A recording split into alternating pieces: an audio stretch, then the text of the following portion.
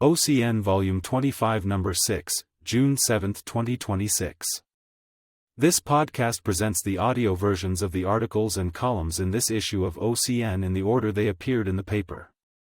For details, please refer to the articles and columns, which are posted at www.ocn.me.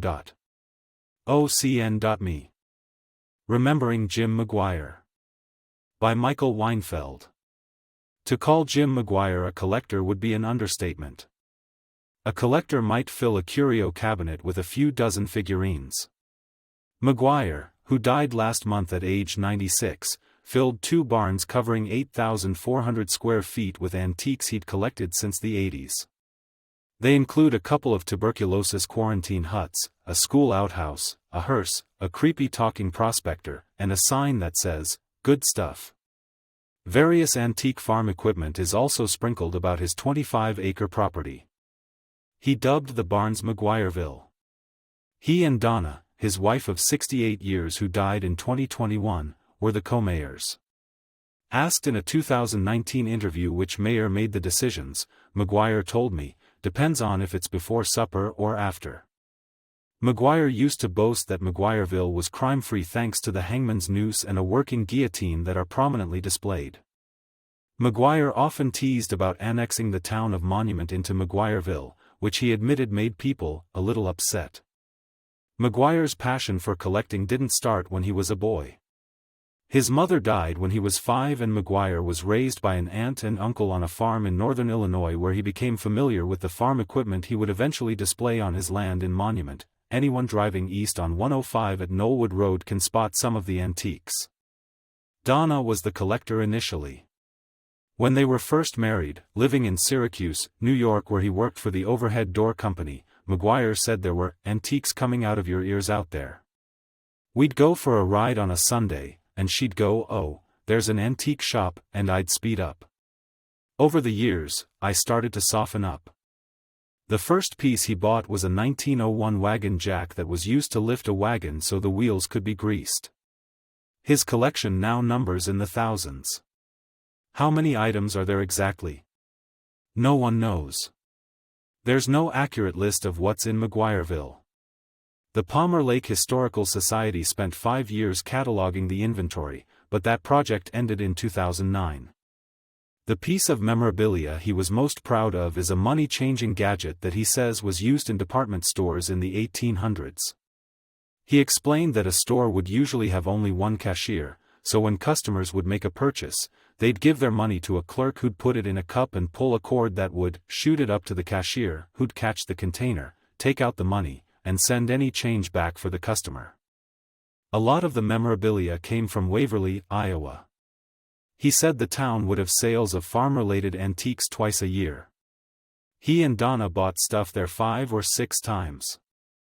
Also, people would pass along their own possessions. They'd tell him, "I've got something downstairs in the basement nobody ever sees. It belonged to Uncle Charlie. Would you like that?" And he'd say, "Yeah." Asked if there were any holes in his collection, McGuire said people would ask, "What are you looking for?" and he would tell them, "We won't know till we see it." Jim and Donna first arrived in Colorado Springs in 1969 to acquire the local overhead door distributorship. McGuire was former national sales manager for the Overhead Door Corporation headquartered in Dallas. He and his son, Kevin, became well known for their humorous TV ads. In 1982, the McGuires moved to Monument. Their property was originally homesteaded for 160 acres in 1875. It was one of 3 original homesteads in the Monument area in the 1800s and came with the original certificate signed by Ulysses S. Grant. Kevin McGuire says preserving that piece of local history remains important to the family. The land is populated with willow trees from Iowa, including a huge one in back of the house that came with a paper certifying it as a crack willow. Nothing to do with marijuana, Jim McGuire joked. The overhead door truck became a staple in Monument's 4th of July parade. McGuire's friend Joe Baller would play the piano on the back of the truck. McGuire said he was able to convince Baller to play in the hot sun because, "I had enough on him, so he had to say yes." As for the satisfaction he gets from collecting, McGuire said, the thrill is when people come here and say, "Oh, my God, we didn't know that this was out here." Or, "Oh, gosh. Look at that. I remember that at Grandpa's." Or, "We used one of these when I was a kid." Finally, I asked McGuire what would happen to his collection after he was gone. McGuire replied, "That's a problem. We hope that this can be kept together and continue on. It's a problem yet to be solved." Kevin McGuire says it's the $64 million question. They have several options, including preserving what we can. Michael Weinfeld can be contacted at michaelweinfeld@ocn.me. Lewis Palmer D38 Board of Education, May 19, Whetstein named Superintendent, Board receives annual committee reports. By Harriet Halbig. The Lewis Palmer D38 Board of Education approved the hiring of Amber Whetstein as its superintendent effective July 1. Whetstein has served as interim superintendent for several months and served as assistant superintendent from 2021. Whetstein was praised for her leadership and actions in regard to the new Career and Innovation Center as well as working to see that projects underway in the district were advanced and completed. To view the contract with the new superintendent, please see Board Docs under the Board of Education tab in the district website, lewispalmer.org. Choose May 19 as the meeting date and refer to item B1. Annual Committee Reports. The Parent and Community Advisory Committee, PCAC, was represented by co-chair Renee Butler, who reported that the committee wishes to continue to emphasize its service as an advisory body to the Board of Education. PCAC includes members from each district school, including parents and staff, including Monument Academy, 2 student representatives and representatives from the community. There are representatives of the Board of Education and the administration. The priorities in the past year included monitoring school performance, monitoring Career Innovation Center progress, participating in the superintendent selection process by holding a special meeting to review various approaches to the search, advising on the charter school application process, and supporting efforts to improve social and emotional wellness among students. In the upcoming year, the committee will strive to amplify its connections with the Board of Education by assigning a committee member to attend each board meeting and report back on subjects discussed. It was also suggested that a different member of the board attend each PCAC meeting. The committee will have discussions at each meeting rather than simply disseminating information. Each priority of the district's strategic plan will also be discussed and reported on at a meeting of the committee. The Financial Transparency Committee also reported on its activities. Chief Business Officer Brett Ridgway reported that the committee has a number of members from the community and schools, and a goal for the upcoming year is to have a representative from each school.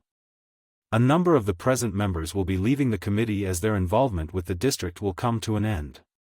Ridgway emphasized the potential role of building accountability committees, BACs, in the budget process by surveying their members regarding spending priorities and the budget process. He suggested that the BACs explain the budget process beginning on back-to-school nights to demonstrate that the process continues throughout the school year. Another potential way to inform the community about the budget process would be to publicize committee meetings and to seek community input. Curriculum adoption.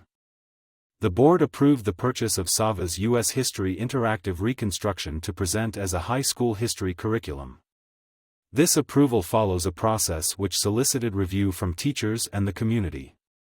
To see comments from those who reviewed the curriculum, please see Board Docs. Approval of Land Purchase Agreement. The board received a letter of intent from Tri-Lakes Cares, TLC, dated January 21, 2025 seeking to purchase a 2.8-acre parcel of district land. The board voted at that time to create a final land sale agreement. The agreement includes the statement that this land is surplus and will not be needed in the foreseeable future.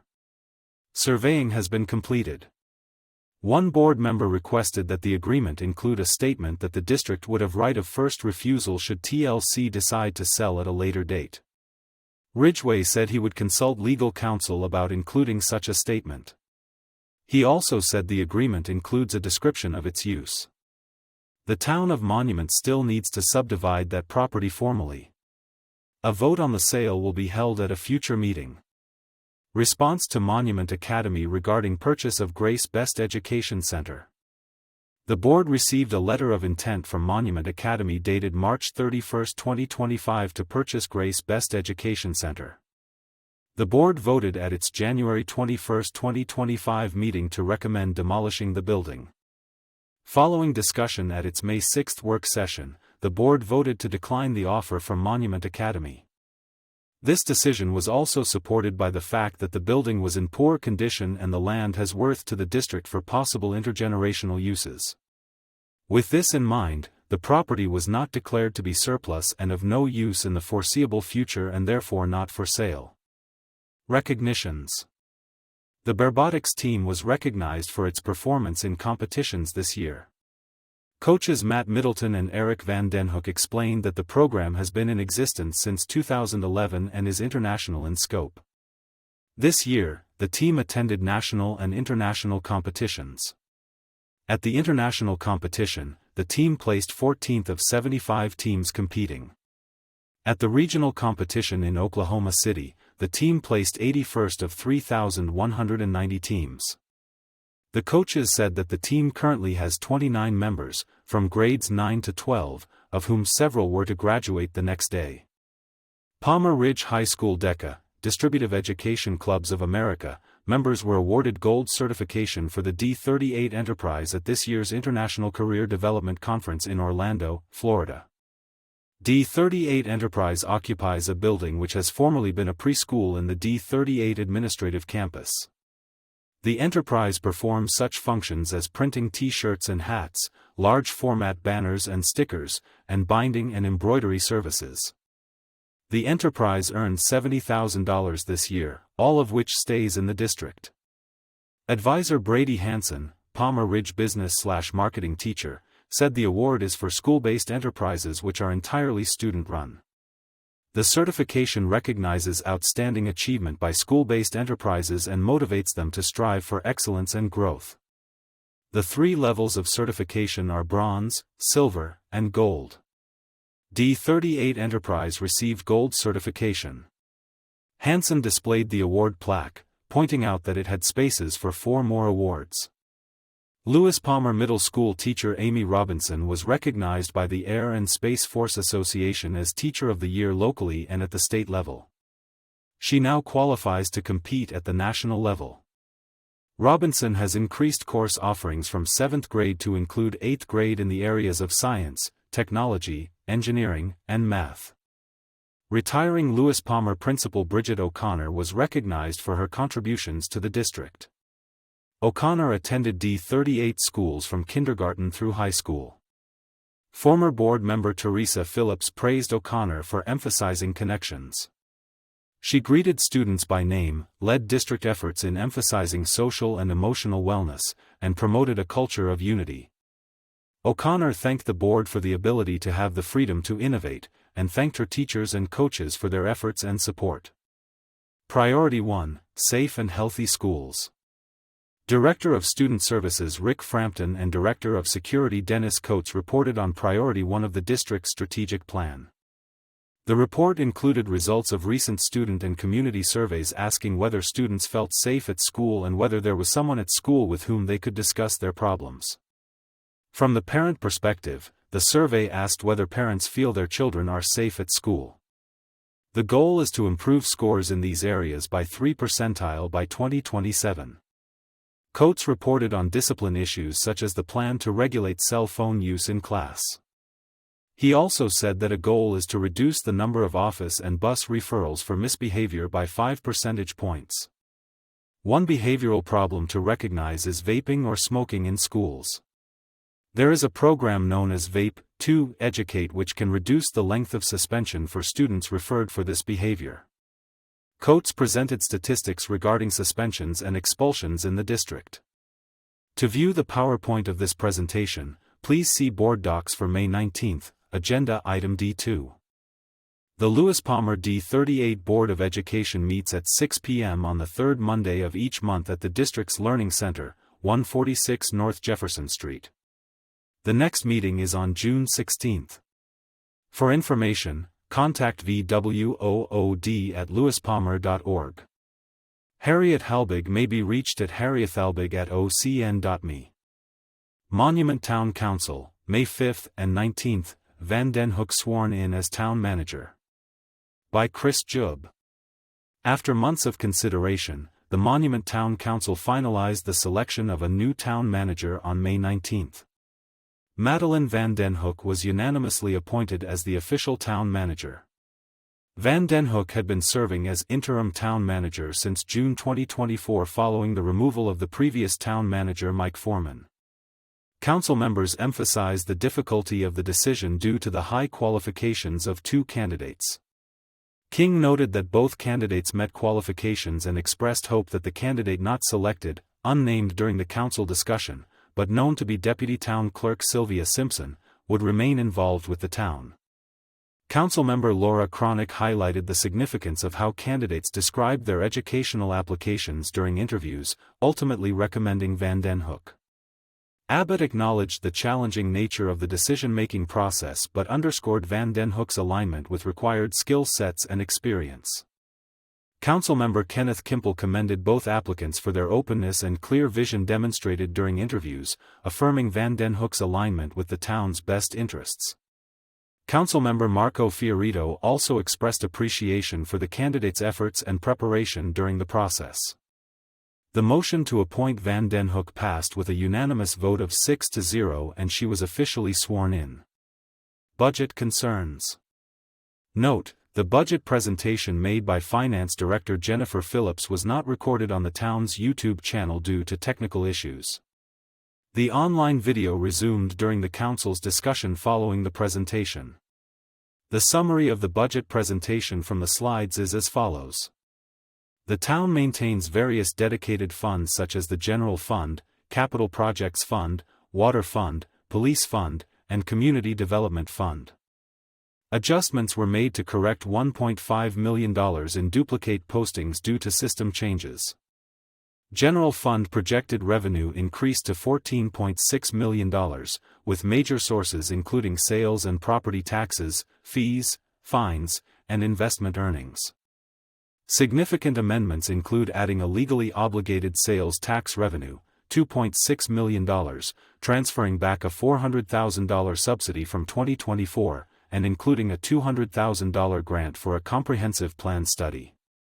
General Fund expenditures increased to $16.4 million, with adjustments including the addition of a sales tax expense to Triview, $2.6 million, reductions in personnel expenses for vacant positions, and removal of certain budgeted expenses. Ending General Fund unrestricted reserve improved to 21% from a previously lower percentage. After the presentation of the budget notes, Mayor Mitch LaKind expressed gratitude toward Phillips for identifying and addressing financial discrepancies, with Mayor Pro Tem Steve King acknowledging her efforts to rectify past accounting issues. In response to budget challenges, council members discussed potential reduction strategies. Selling town-owned properties to rebuild financial reserves was proposed, and Mayor LaKind instructed staff to explore additional revenue-generating opportunities. Council members Kenneth Kimple and Sanaa Abbott emphasized the importance of transparently communicating the town's financial issues to residents and called for effective community education regarding budgetary concerns. The council unanimously supported reconsideration of the lodging tax for an upcoming ballot. King underscored the urgency of this measure, noting that the absence of a lodging tax was resulting in significant financial losses for the town, with revenues instead benefiting Colorado Springs. The Council approved Resolution No. 30/2025, appropriating funds for various town activities and services, and Resolution No. 31/2025, which introduced new financial policies aimed at ensuring sustainable town funding. Both resolutions passed with unanimous votes. Romanello's seat replacement discussed. The Council also addressed the vacancy created by the recent passing of Councilmember Jim Romanello. See May issue of OCN for details. LaKind directed staff to prepare for either an appointment process or a special election to fill the vacant council seat. The council later announced on its Facebook page that it will appoint a replacement for Romanello. It said potential candidates should submit a letter of interest, resume, and notarized affidavit affirming they meet all the qualifications to the town clerk no later than 5 p.m. June 9. The candidates might then be interviewed at the town council meeting on June 16. Terrazzo Baja Commercial Development.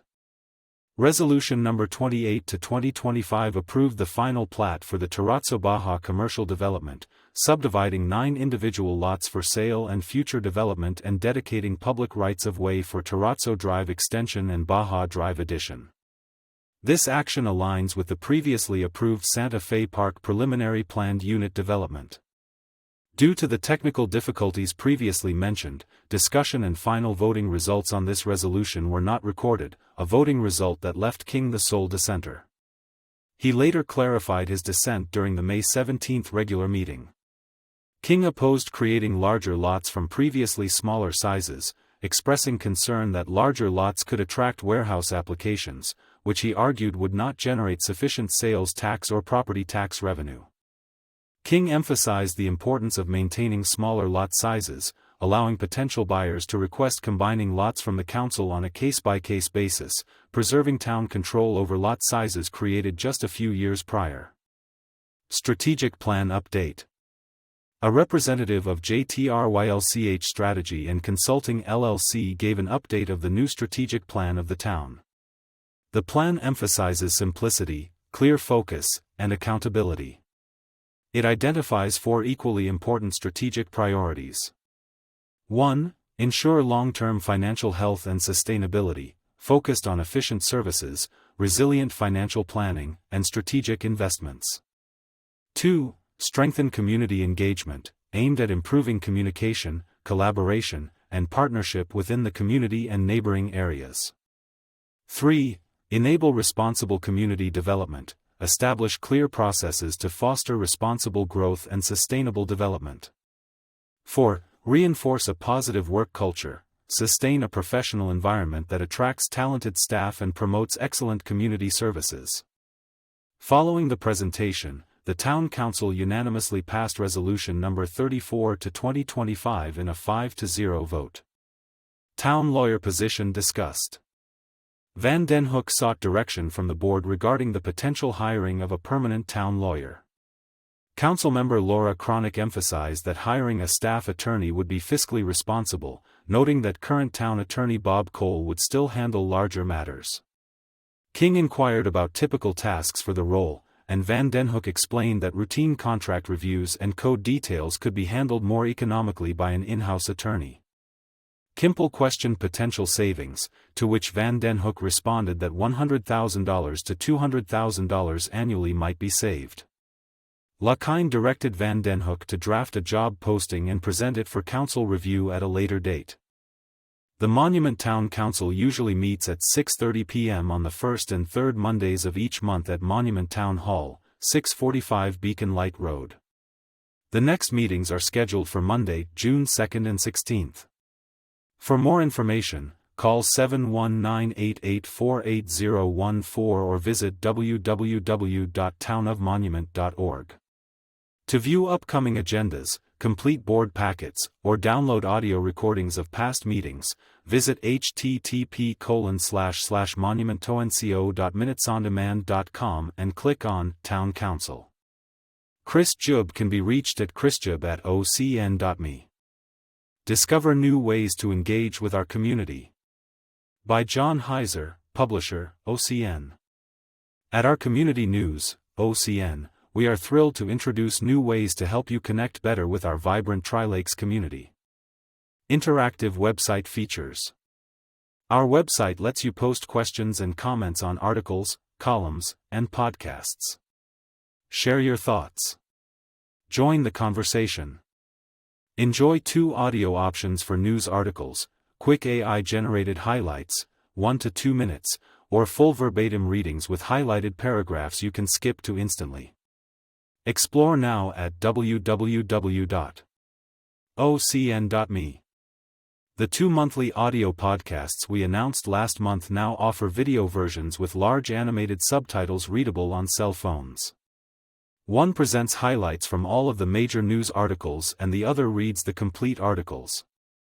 While you can listen to or watch our podcasts on YouTube, www.youtube.com/@ourcommunitynews, Apple Podcasts, www.tinyurl.com/OCNonApple, or Spotify, www.tinyurl.com/OCNonSpotify. We think you will have the best experience listening or watching on our website at www.ocn.me/podcast.htm, where the length of each segment is displayed and you can easily skip to the segments that are of the greatest interest to you. Prefer RSS feeds? Subscribe at our website to separate feeds for OCN articles, OCN podcasts, and OCN comments. The RSS feed links are at the bottom of every web page. Stay informed with our community newsletter. Get breaking news, event alerts, and exclusive updates between our monthly issues.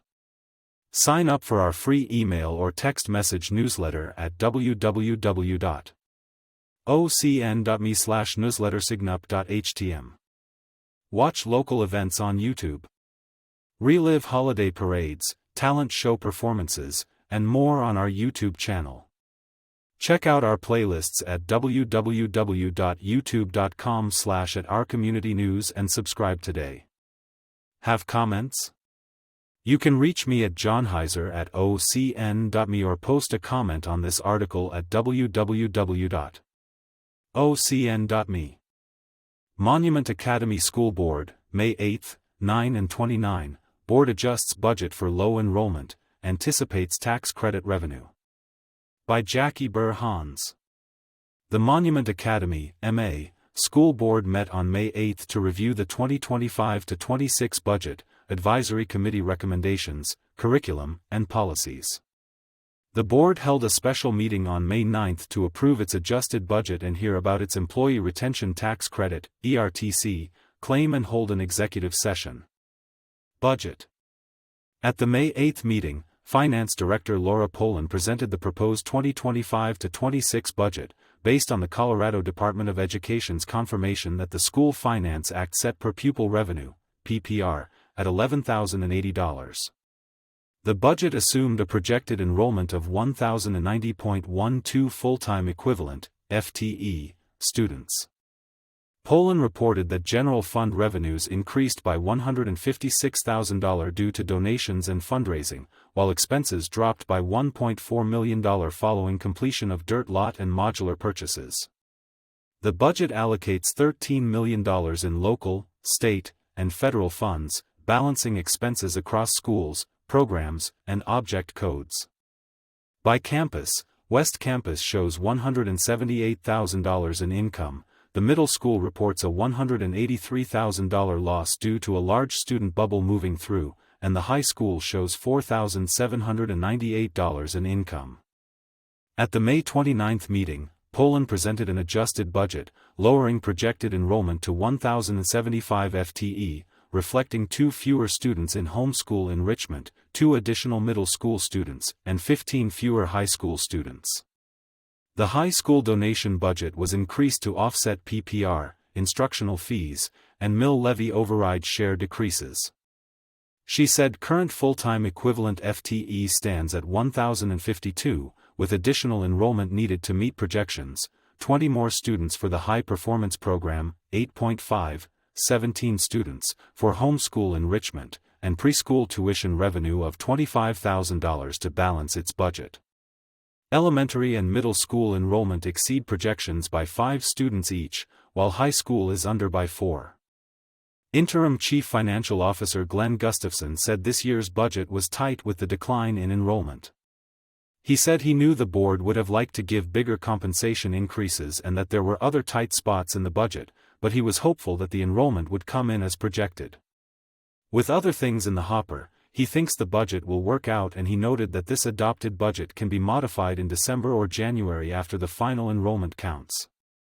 The board unanimously approved 3 resolutions. Interfund borrowing to loan funds to the preschool for payroll. Use of beginning fund balances to disclose deficit spending for preschool. Appropriation resolution setting maximum expenditures by fund. Once signed, MA will post the budget on its website and submit it to District 38, its charter authorizer. Gustafson emphasized the need to develop a sustainable financial model for preschool, as it is currently subsidized by the Academy. Employee Retention Tax Credit approved. Gustafson announced that MA's ERTC claim was approved for the first of 5 quarters. The IRS approved $450,000 for the first quarter, plus $150,000 in interest due to processing delays, for a total of $600,000 expected by the end of June. The remaining quarters were smaller, but the total payment could range between $1.8 million and $1.9 million. He noted the appropriation resolution did not include ERTC funds since approval was uncertain. MA spent $100,000 working with a consultant to submit the claim.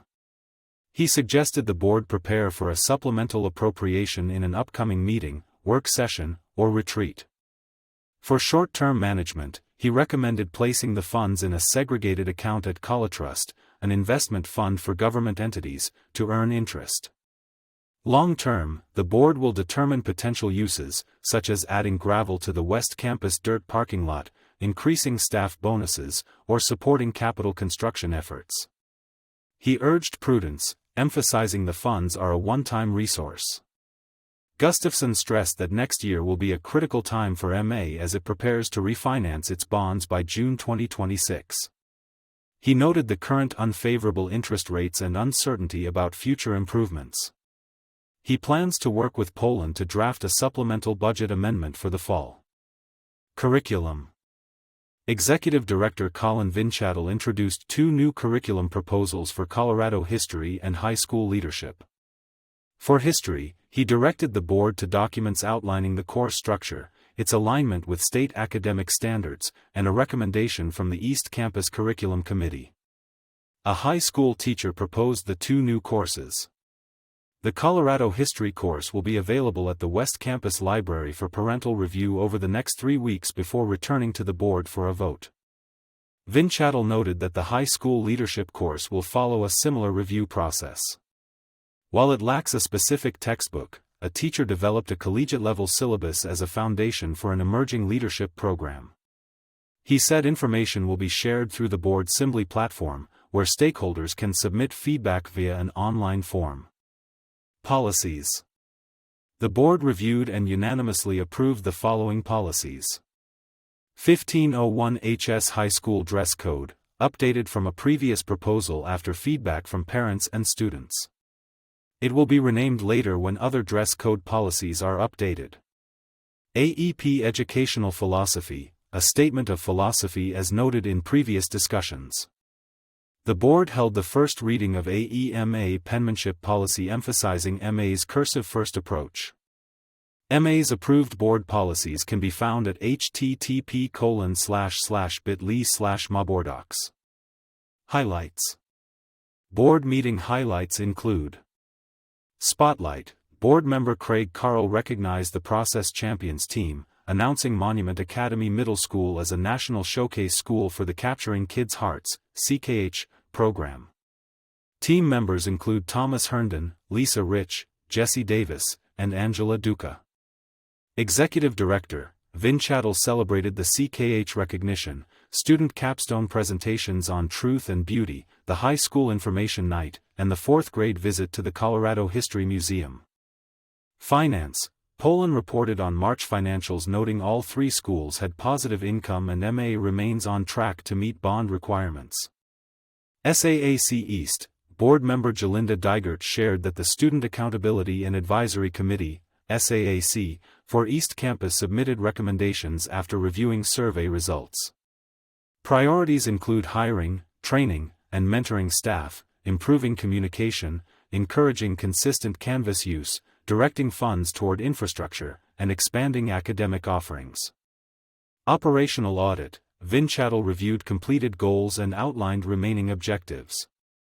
Contracts approved, the board finalized its food services agreement with D38 for the 2025-26 school year and approved its Memorandum of Understanding with Monument Police Department for school resource officers. Handbook updates, Vinchattel proposed adding a workplace bullying section to the staff handbook and will present revisions after legal review. He also led a first reading of a combined student handbook to streamline policies, with a final vote set for June.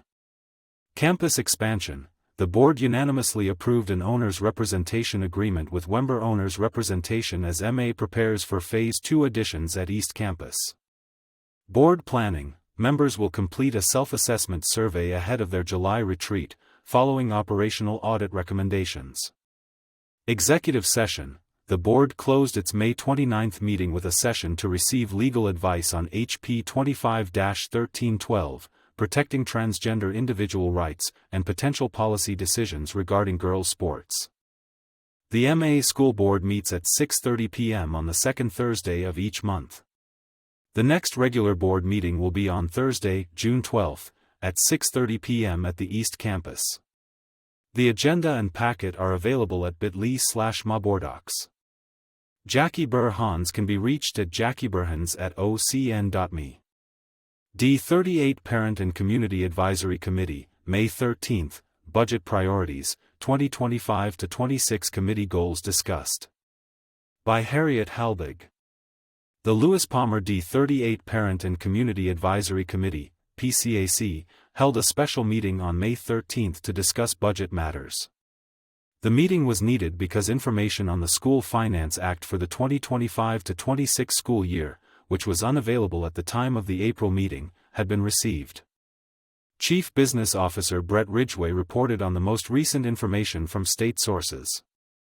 Revenue from the School Finance Act represents the primary source of school funding through per-pupil revenue, PPR. Ridgway said it is anticipated that PPR revenue would increase by 2.7% for the upcoming year. It was previously estimated to increase by 2.5%. Enrollment is expected to remain flat. The cost of health insurance is expected to rise by 13.5%. Half of this increase will be absorbed by the district and the other half by employees. Ridgway explained that the cost of healthcare is affected by the level of use. He said the district continues to consider the option of funding through a statewide consortium. In the coming year, there will be 3 plans to choose from. The district is decreasing its annual investment in capital by $500,000 to make possible an average pay increase of 3%. Consideration of capital investment will include a section addressing technology equipment once lifecycle replacement is determined. Funding for the Career and Innovation Center and location changes for the Home School Enrichment Academy and Transition Services Program is supported by funds freed by SB 24-017 and short-term financing. Ridgway said that the district will continue to emphasize efficiency in spending by using 98% to 100% of budgeted funds. He said there is currently a 60% shift to student-based funding to recognize the variety of enrollment in each location and the operations based at each location. For example, the Nutrition Services Department is located at Lewis Palmer High School and there are not preschools at each location. The Financial Transparency Committee seeks to determine what people want at the various schools by asking the Building Advisory Committees, BACs, to examine spending in non-capital items, non-pay-related priorities, addition or deletion of regular and extracurricular programs, and staffing levels, supplies, equipment, and other resources. To view the PowerPoint on contributions from individual BACs, please see the district website, lewispalmer.org, Community Resources, District Committees, Meeting Content. The committee divided into groups to consider how to achieve more input from the schools and community to use in budget planning. The first suggestion was to have the BACs determine their priorities. The second was to do a staff survey similar to one from a few years ago to determine priorities. A third was to duplicate the process used by PCAC to consider the superintendent selection process and have an intense meeting to concentrate on one subject and report its results to the Board of Education. It was also decided that the committee needs to provide the community with information to explain why staffing levels vary from school to school. A representative from Prairie Winds Elementary said they surveyed community members to learn their preferences and priorities. The schools should then report back to PCAC and share experiences and best practices. One goal is to increase the public's understanding of the budget process. Ridgway suggested addressing this at back-to-school nights. A member of the Staff Collaboration Committee suggested using that committee's practice of creating a list of priorities and checking them off as they are achieved. Future PCAC priorities. Committee co-chair Renee Butler said the special meeting regarding the superintendent search was a good opportunity to focus on a single issue, and the board responded favorably to receiving the input from the group. She recommended holding such meetings in the coming year. She suggested that the board may be asked what subjects they request feedback on. Butler also said that it would be good to have a representative from PCAC at each board meeting. This representative could then report back to PCAC regarding priorities of the board. Board liaison Dr. Patty Schenk commented that the board could also request input. Butler said that, after consulting the committee's bylaws, it was determined that she and co-chair Kirsten Zook could serve an additional year in their positions.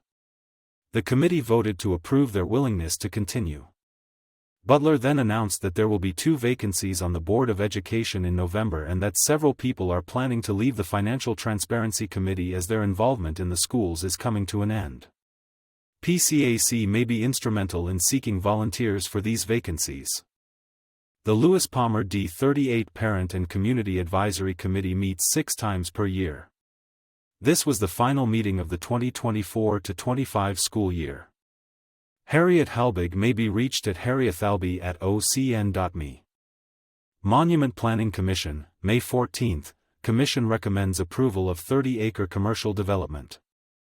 By Janet Sellers. At the Monument Planning Commission meeting on May 14, the focus was on 2 projects that needed recommendations for approval by the Commission. Commissioners present were Vice Chair Chad Smith, Ray Egley, Kathy Green, Danny Hours, Corey Peterson, Donna Hatch, Planner 1 Ray Medina, and Planning Director Dan Ungerlater. Chair Martin Trujillo was absent. Storage at 836 Synthus. The first hearing and meeting item for the Monument Planning Commission included a public hearing for a request for conditional use approval for outdoor storage as part of the development at 836 Synthus Avenue. During the public portion of the hearing, questions were raised about landscaping and lighting for the proposed development. The applicant, introduced as Mr. Chandler, confirmed that a row of trees would be maintained to ensure privacy and that lighting would be designed to face downward. Inquiries about outdoor storage were addressed, with Chandler explaining that the storage would comply with town regulations and would primarily involve service-related items. The planning commissioners discussed the anticipated service industry uses, which may include landscaping and utility storage. Concerns were raised about height restrictions, confirming a 30-foot limit for buildings but not for equipment. The need for conditions on height and lighting were to protect nearby residential areas, and future compliance was suggested with any new lighting ordinances. Commissioner Green commented for discussion regarding lighting, possible light pollution, even in terms of downward-facing lights that may cause a concern. Green made a motion to make a recommendation to approve the conditional use for outdoor storage at 836 Synthus Avenue as supported by the attached finding of fact, with the conditions that the outdoor storage must not exceed 30 feet in height, which is the maximum building height for light industrial zoning. Commissioner Egley seconded the motion, and it passed with a vote 5-1. Legacy at Jackson Landing. The sketch plan for the Legacy at Jackson Landing proposes a 30-acre commercial development which includes a 129,000 square foot major retailer, a potential hotel, restaurants, and additional retail space. It is located next to I-25, just north of Baptist Road. The public hearing on the sketch plan was opened and closed with members of the public present. There were no public comments. A staff presentation was made by Ungerlater, who presented the project to the Planning Commission, and a detailed presentation was made by the representatives of Legacy at Jackson Landing that included speakers from Legacy Development Partners, specifically Carl Barton, Chris Hake, and Noel Bremer, representing Kimley Horn Engineering and Development Team that includes Legacy Development Partners, the Garrett Companies, RSP Architects, and others. They stated their focus is on designing innovative real estate solutions with a focus on high-growth markets across the United States. They specialize in the development and redevelopment of single-tenant out parcels, multi-tenant shop buildings, grocery-anchored projects, and mixed-use developments. The presentation included information regarding creating a regionally significant destination retail development to bring visitors and dollars to Monument, using a national anchor retailer, quality site amenities and landscaping, convenient and safe parking circulation, optimizing economic impact, and bringing in local and visitor dollars. The development includes intended open space for safe pedestrian circulation. The commissioners discussed clarification on the project's design guidelines and the lack of residential elements. It was confirmed that the project would consist of a consolidated preliminary and final planned unit development without residential components. The signalized intersection at Jackson Creek Parkway was discussed as an improvement and planned for Blevins Buckle Trail. A traffic study would determine the need for a signal that is likely to be required for safe traffic flow, and concerns were expressed by the commissioners regarding potential congestion and safety hazards without guaranteed traffic signals.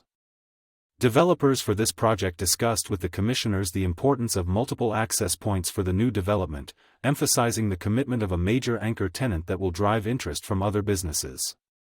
This engaged a discussion of traffic concerns for the Baptist Road at Jackson Creek Parkway intersection, which was acknowledged with plans for further analysis. A strong interest for a sit-down restaurant into the development to meet community needs was also expressed by the Commission. In the interest of addressing potential effects on local infrastructure, there was discussion regarding a comprehensive traffic impact study due to the significant development being highlighted for the area. Public outreach was also addressed, and the Commission discussed possible public engagement meetings for the community and was encouraged before any final approvals. Concerns were also raised about the town's revenue situation with implications of an economic development incentive agreement on local finances. Until a full-service traffic signal is required, a right-in right-out traffic condition was advocated for the intersection due to the necessity of having the traffic light installed at the beginning of the project rather than waiting for future phases. This conversation of the Commission underscored the significance of traffic control measures in terms of the development's initial phase. The Planning Commission unanimously approved the Legacy of Jackson Landing sketch plan with incorporation of conditions outlined by the Planning Director in the draft resolution. Commissioner Smith made a motion to approve the sketch plan for Legacy Jackson Landing as supported by an attached finding of fact. Commissioner Ayers seconded and the motion passed unanimously. There was some discussion on getting more community participation for the Planning Commission and on the requirements for living in the local boundaries, and the time frame of living in the town to be involved with the planning issues. As that was the final issue to review for recommendation, the meeting was then adjourned at 8:16 p.m. The Monument Planning Commission advises the Town Council on land use and development issues. The Commission's recommendations are based on local and state laws, zoning, and municipal codes. The Planning Commission usually meets on the second Wednesday of each month. The next meeting of the Monument Planning Commission was scheduled for June 11 but has been cancelled, according to the Planning Commission website. For further information on Planning Commission meetings, please visit www.townofmonument.org/263/planning-commission-board-of-adjustment or contact 719-884-8028. A recording with a transcript of the meeting is also available. Janet Sellers can be reached at janetsellers@ocn.me. Palmer Lake Board of Trustees, May 5, 8, 22, and 29, revised Bucky's annexation eligibility petition approved. By James Howell and Jackie Burr-Hans. In May, the Palmer Lake Board of Trustees, PLBOT, took up a second, revised petition to annex a 24-acre plot of land south of County Line Road and west of I-25, which is the proposed site of a 74,000-square-foot Bucky's Travel Center. The site is about 1.8 miles east of the current town boundary. The board held a workshop to review studies addressing the impact of the proposed travel center on the town's finances, water infrastructure, and traffic. The board held a special meeting on May 29 that included a public hearing on the second annexation petition and a vote on a resolution regarding eligibility for annexation. Studies of finances, water, and traffic presented. On May 5, the PLBOT held a nearly 5-hour special meeting to review 3 independent reports, all funded by Bucky's. All board members attended, along with the town administrator, attorney, police chief, fire chief, and more than 50 residents. The reports analyzed the revenue, water, and traffic impacts if Buc-ee's moves forward. Board members and attendees asked questions after the presentations. Based on feedback from this meeting, the fiscal report was updated on May 21. Find all 3 final reports at bit.ly/Buc-ee's-reports. Senior Principal Dan Gieman presented Economic and Planning Systems, EPS, Fiscal Impact Report. He outlined EPS's analysis of the proposal, its timing, and estimated general fund revenue and expenses over several years. Revenues from taxable retail sales are projected at $31.8 million in 2027, generating about $995,000 in sales taxes at current rates. However, municipalities often negotiate a 1.1% sales tax incentive with Buc-ee's, potentially reducing revenue by $326,000. Gas sales are excluded, as those taxes go to the state. EPS estimates the one-time use tax during 18 months of construction to be $379,500. Property taxes are expected to rise significantly post-construction, reaching $400,000 in 2027, to be collected in 2028. Expenses fall into 3 categories: town operating costs, capital costs for town departments that may or may not be reimbursed, and development-related capital costs that the developer covers. Gieman outlined operating and capital cost estimates for Palmer Lake Police, Fire, and Public Works. Operating costs would rise by $1 million, plus $5.9 million in one-time capital expenses. Buc-ee's is expected to spend $10.52 million on transportation upgrades, including improvements to I-25 and County Line Road, interchange ramps, signals, and turn lanes. Costs to extend the town's water infrastructure would be $5.5 million and may be shared. Gieman addressed board questions submitted by email. He said the sales tax incentive was discretionary and negotiable. EPS could not use data from Johnstown Buc-ee's as it lacked full-year data, and there was no public data to review.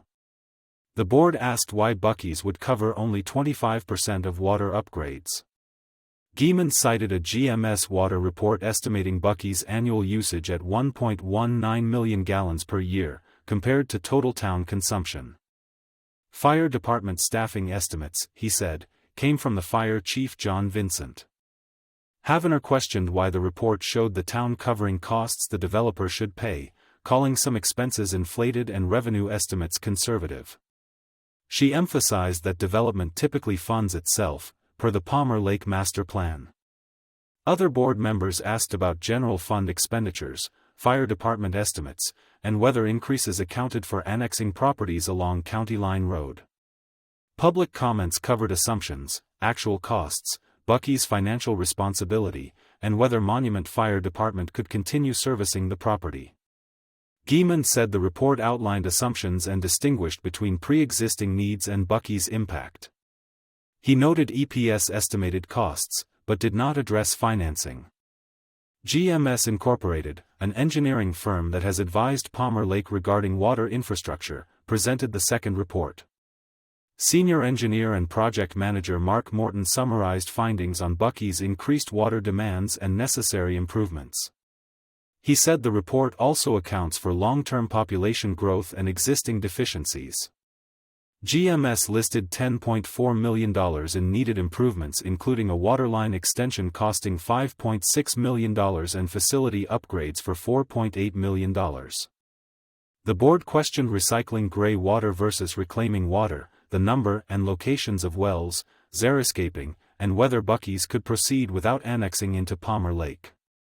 In the public question portion, Rachel Zancanella, Division II engineer for the Colorado Division of Water Resources, DOWR, offered to meet and review Palmer Lake's water portfolio and rights. A resident raised concerns about depleting aquifers, long-term sustainability, and rising pumping costs. Morton expressed interest in further discussions with DOWR and emphasized the need for renewable water from non-tributary sources. Morton clarified that Buc-ee's would connect to Monument Sanitation District for wastewater, not Palmer Lake Sanitation District. Traffic engineer Max Rush of Stolfus and Associates presented the final report. He noted that Buc-ee's conducted its own traffic study, which the Colorado Department of Transportation, CDOT, would review for the I-25 interchange. Stolfus analyzed traffic at the I-25 ramps, the Beacon Light Road and County Line Road intersection, and the Spruce Mountain Road and County Line intersection near town, finding little impact at the Spruce Mountain Road intersection. Rush said Stolfus conducted its own traffic counts and trip generation analysis to assess Buc-ee's proposed improvements. To account for summer peak volumes, Stolfus adjusted its traffic counts. Key findings showed that I-25 would function more efficiently with Buc-ee's upgrades, full access should be allowed in and out of the church at Beacon Light Road, and Buc-ee's may need to modify its middle access left turn to accommodate queuing. Rush addressed board-submitted questions on residential driveways along Beacon Light and left turns onto County Line. He said Stolfus did not anticipate egress issues and noted a dedicated through lane for left turns. While Stolfus did not conduct a formal safety study, Rush did not expect Buc-ee's to impact I-25 operations. The firm did not examine Beacon Light and Highway 105, as it does not anticipate significant southbound traffic from Buc-ee's. Attendees then asked about the traffic study used, count dates, seasonal adjustments, and whether Stolfus accounted for future development, which it did not. Readers can find links to the agenda, packet, and meeting videos at bit.ly/250505 PLBOT special. Public hearing on annexation petition. On May 29, the board held a special meeting that included opening remarks from Town Attorney Scott Krob and a public hearing that began with a presentation from Nina Ruiz of Vertex Consulting Services, who represented the annexation petitioner Monument Ridge West LLC. The meeting included public comments and ended with a vote on Resolution 46/2025, which confirmed annexation eligibility. The meeting was held in the Palmer Lake Town Hall. In anticipation of a large turnout, the hall was reconfigured, moving the trustees up to the area in front of the fireplace and adding extra seating for up to 120 attendees. A large screen TV with a live stream of the meeting was installed on the patio of the town hall for those who could not be seated. At least 30 people listened from outside the hall, trying to stay dry as light rain fell. Some of them complained to the board that they had trouble hearing the live stream. Attorney addresses litigation. In his remarks preceding the public hearing, Krob addressed litigation filed by Integrity Matters, IM, a local nonprofit watchdog group. Krob argued board meetings had met the requirement of the state's sunshine laws, which simply require meetings to be announced 24 hours before they are held. Krob said a temporary restraining order requested by IM requiring the special meeting to be moved to a larger venue had been denied by the court, which also denied a second motion from IM which claimed the meeting was in fact a closed meeting because everyone could not be seated. Krob said the court agreed the special meeting was an open meeting and everyone who wanted to be heard would be heard. Krob addressed other concerns about the annexation process that had been raised by the community. He said the town was required to have a 3-mile plan in place before the final decision to annex, not before the annexation eligibility hearing. He explained the second annexation petition before the board at the special meeting sought to annex the entire width of County Line Road, not just the southern half, which means the necessary contiguity can be achieved with 3 annexations instead of 6. He stressed the special meeting was only to address the question of eligibility, and other issues would be addressed during a later meeting at which the final decision about whether to annex would be made. He reviewed the state statutes governing eligibility for annexation. Petitioner's presentation. Following Krob's remarks, Mayor Glant Havener opened the public hearing and Ruiz discussed the legal requirements that must be met for eligibility. Ruiz said the petition met the requirements of CRS 31-12-104, specifically. There is 1/6 contiguity between the town and the property to be annexed. There was no intent to use the land, which is vacant, for agricultural purposes. It was practical for the town to extend water service to the property on the same basis those services were provided to other citizens. The property was within the 3-mile limit. She went on to address the requirements of CRS 31-12-105, arguing, "The land to be annexed is under the ownership of a single person who has signed the annexation petition. The land is not being annexed into 2 municipalities at the same time. The annexation will not impact school district boundaries. The annexation will not extend municipal boundaries by more than 3 miles. An appropriate 3-mile plan is in place. Owners of adjacent land have been notified. There are no additional requests to annex land along the path of the annexation. The request seeks to annex both sides of County Line Road, even though it is not platted, and this requirement does not apply. Access is not denied by the annexation. The owners have signed the annexation request." Public comments. Havener then opened the hearing to comments from the public. Many of the speakers raised issues outside the limits of eligibility, such as water availability, light pollution, loss of property value, and a potential increase in crime. Despite the efforts of Havener and trustees Kevin Dreyer and Dennis Stern to limit remarks to eligibility, many speakers were determined to make their points, resulting in the speaker and the mayor or board member talking over each other. In 2 instances these exchanges became so heated that Havener called 5-minute recesses to allow tempers to cool. Most of the speakers were opposed to the travel center. Marty Brodzik questioned the legality of the hearing, since necessary documents had not been prepared 25 days before it was held. Linda Vaughn Matry said the integrity of the annexation procedure was compromised, because some attendees of the hearing on December 12 had been forced to stand outside the too small venue in cold weather. She said she believed the outcome was predetermined and faulted Havener for meeting with Bucky's lobbyist Mark Waller when the rest of the board was not present. Caitlin Quander, an attorney speaking on behalf of the Malone Family Foundation, which was instrumental in the creation of the Greenland open space just north of property, cited concerns with the ability to integrate the site into the town and with open space, wildlife, and dark skies. She said requirements to announce meetings had not been met and the resolution to declare the property eligible for annexation listed the owner of the property incorrectly.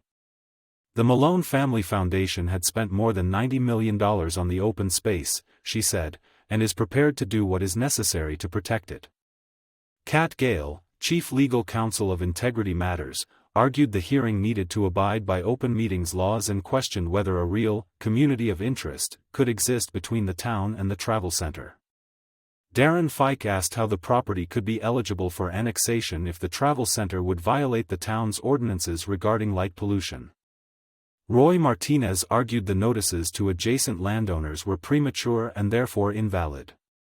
Christy Beverly said the community of interest requirements, which are more stringent for flagpole annexations, were not met because the site could not be urbanized as the law requires due to the protected open space to the north and the residences to the south. Todd Messenger, a lawyer representing the United Congregational Church, which owns land between the town and the property to be annexed, also questioned whether the community of interest requirements were met. Trustee Amy Hudson asked Krob to clarify the concept of community of interest. Krob said there was confusion in the community on this point and that the term means there is a common interest between property to be annexed and the town, potentially in the areas of traffic or tax revenue, and it does not mean the annexation is in the best interest of the community. That is addressed in the next step of the annexation process, he said. Krob addressed some of the points raised by the public comments. He explained the conservation easement affects the north side of the property and restricts commercial development within the easement. The applicant doesn't intend to use that part of the property for commercial purposes, he said. He argued the proposed travel center meets the requirement for urbanization. Ruiz said she agreed with Krob's conclusions. Approval by the board. Following the public hearing, the board voted on a version of Resolution 46/2025, which had been amended to show the correct name of the property owner. Trustees Shauna Ball, Tim Caves, Dreyer, Hudson, Stern, and Mayor Havener voted in favor. Trustee 8S Jerka voted nay. With 6 votes, the resolution passed. The vote was met with boos and shouts from the crowd. The next regular board meetings are scheduled for June 12 and 26. See the town's website at www.townofpalmerlake.com to confirm times and dates of board meetings and workshops. Meetings are typically held on the second and fourth Thursdays of the month at the Town Hall. Information: 719-481-2953. James Howell can be reached at jameshowell@ocn.me. Jackie Burr-Hans can be reached at jackieburhans@ocn.me. Monument Fire District, May 28, Lease/Purchase Agreement revised, Board Secretary recognized, Board vacancy. By Natalie Barsh. At the Tri-Lakes Monument Fire Protection District DBA Monument Fire District, MFD, meeting on May 28, the board recognized Secretary Jason Buckingham for serving 9 years as a board director, welcomed Director Cody Peterson, allocated the board positions, and discussed filling the seat vacated by Buckingham. The board approved revised financing terms for the $18 million lease/purchase agreement for the rebuild of Station 3 and an engagement letter with Taft Stettinius and Hollister LLP for the lease/purchase agreement. The board accepted a petition for inclusion of property, approved district finance guidelines, and received multiple updates including the status of the stations and the district administrative offices. Director Randy Estes attended via Microsoft Teams. Board Director recognized. Fire Chief Andy Kovacs recognized Buckingham for serving in various capacities as a board director.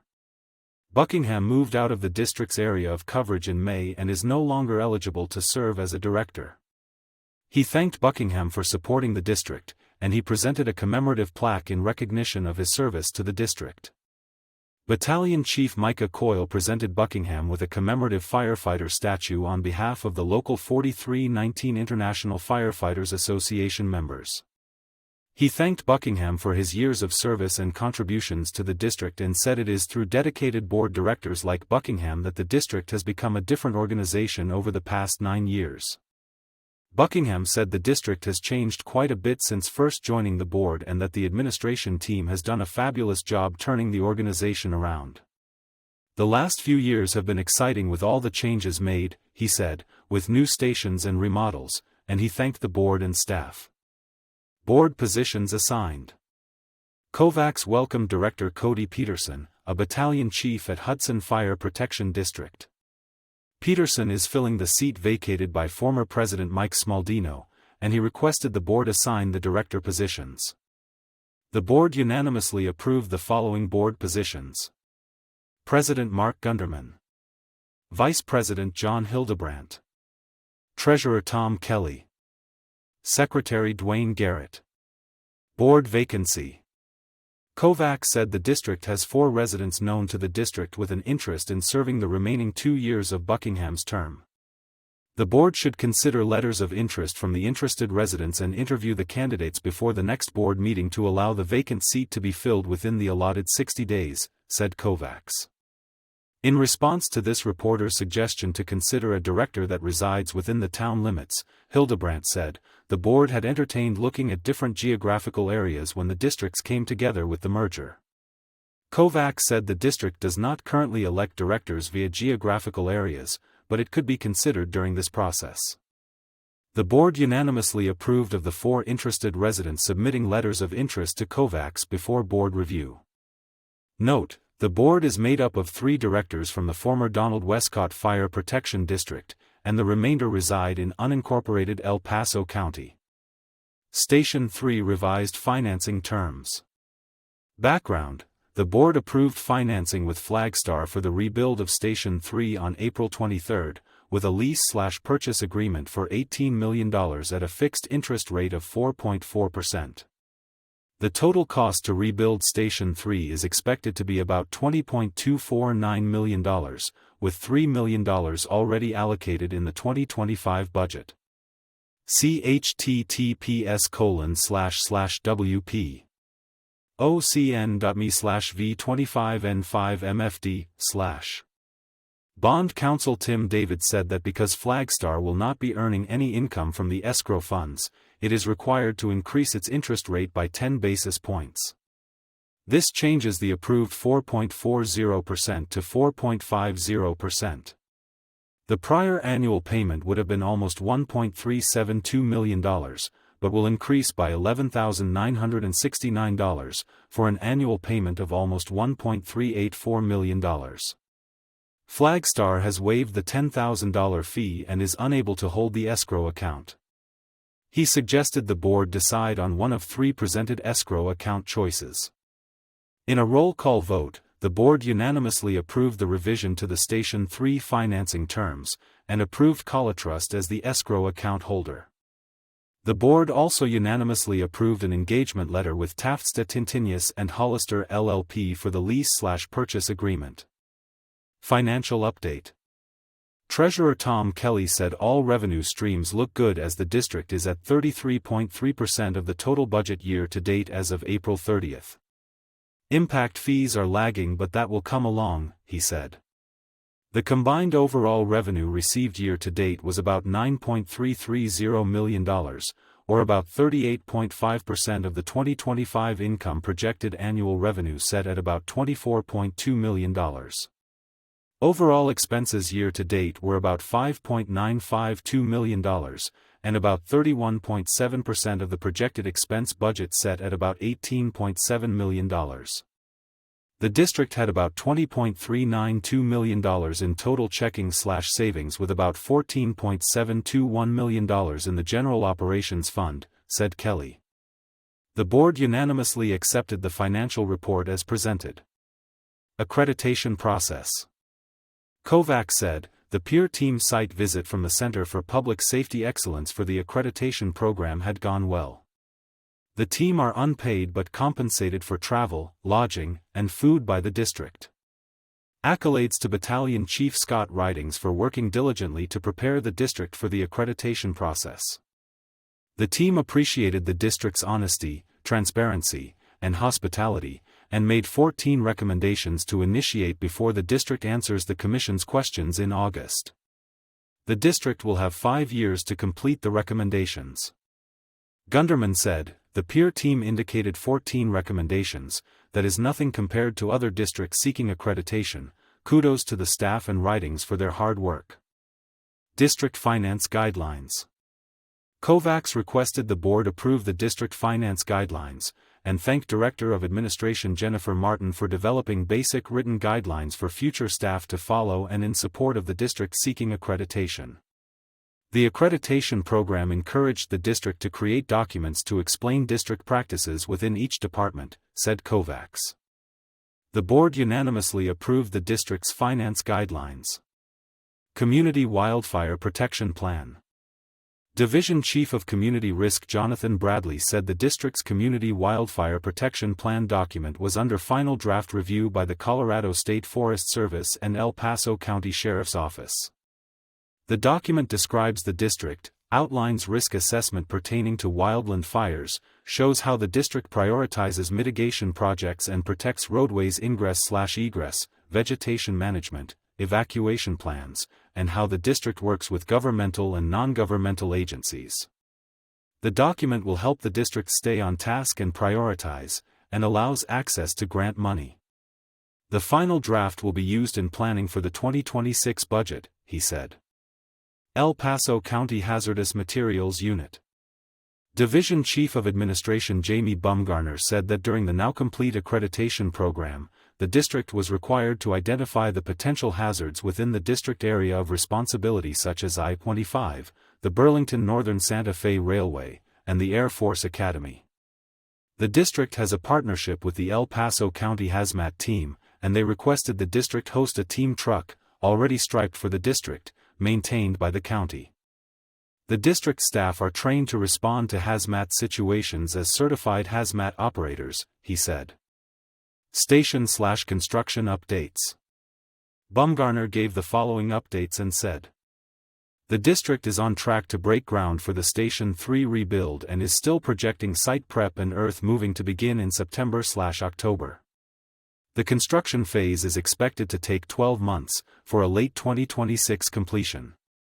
Crews are expected to reoccupy Station 2 on June 16. The remodel includes a fire pole to be installed in late June. A grand reopening is planned for July. The district continues to work through the process of replatting the Station 1 property to accommodate a training center. The district has worked through the size of the building and what the district needs to fit on the site, and is waiting to receive the preliminary grading plan and pricing before approaching the TOM again for approval. Nothing will likely happen on the site until late August/September. The grading will likely be completed in time to install a training tower in July 2026. Construction has begun at the rental property at 19775 Mitchell Avenue. The building is receiving additional offices and bathrooms to accommodate all of the administrative staff. The property's existing offices could be occupied in July by staff, and the construction phase is expected to be complete in August. The board approved up to $500,000 for the remodel project. See https://wp. OCN.me/V25N1MFD/. Kovac said the Administrative Office Suite 102 at 16055 Old Forest Point is being rented back to the district by the new property owner until the move is made to the Mitchell Avenue property. Chief's report. Kovac said the staff will recommend an increase to impact fees during the 2026 budget, for implementation January 1, 2026. And said, the district is actively recruiting for FF/EMT and FF/paramedic positions. The Local 4319 presented 4 local high school students with $1,500 scholarships for higher education purposes. The district staff completed 1,000 hours of training in April. Black Forest Fire Protection District, BFFRPD, received 36 applications, with some out-of-state applicants, for the permanent fire chief position. He will be involved with the selection process in June. The district responded to 12 EMS calls in the jurisdiction of BFFRPD in April, as part of a closest unit response agreement between the districts. Petition for inclusion. The board unanimously accepted a petition for inclusion of real property for joint owners Chad Calvert and Sarah Hagedorn, and set a public hearing date of June 25, at 4:30 p.m., 40 Walker Road, Colorado Springs, or 4165 Vista Heights Drive, Colorado Springs, pending. The meeting adjourned at 6:14 p.m. Meetings are usually held on the fourth Wednesday every month. The next regular meeting is scheduled for June 25 at 4:30 p.m. at Station 1, 18650 Highway 105.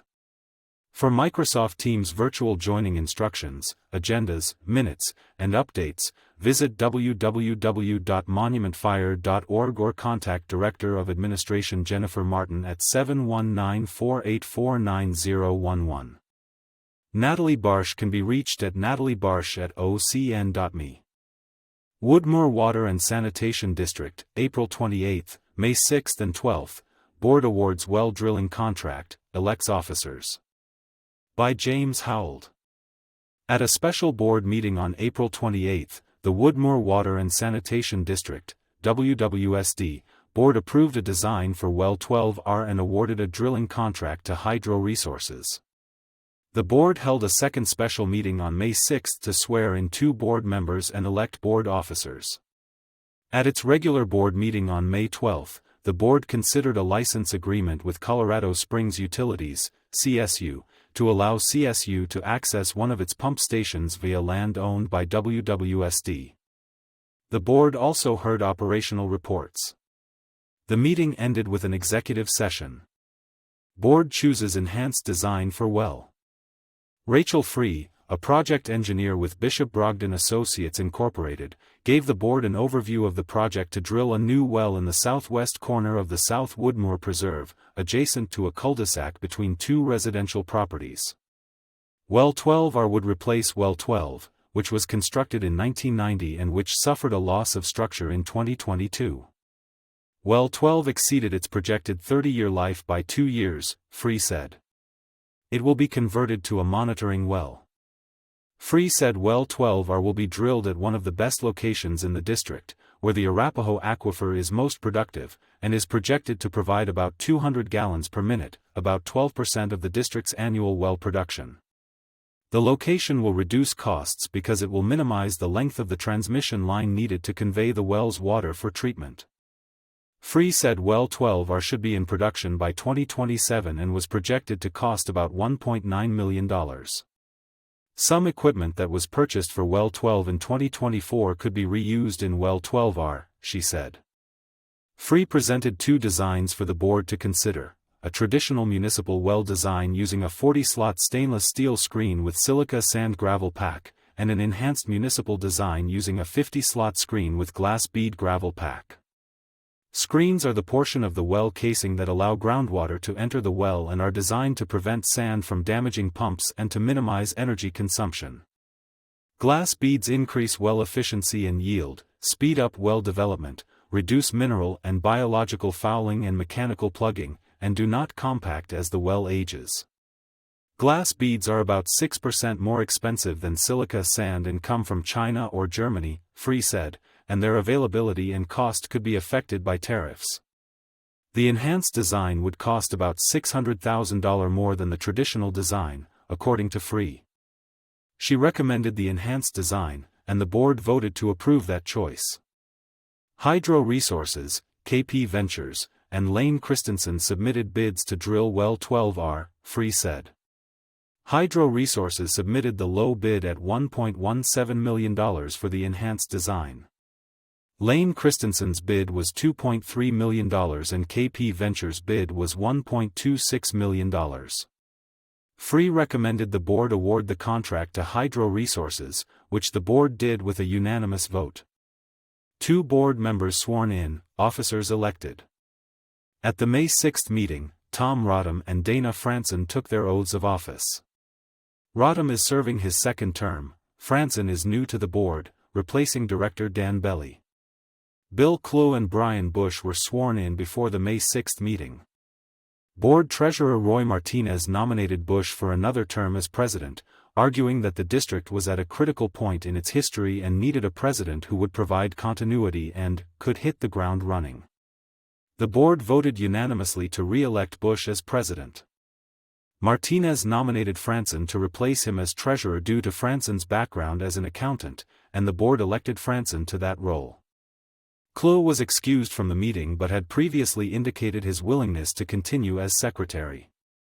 The board voted to keep him in that position.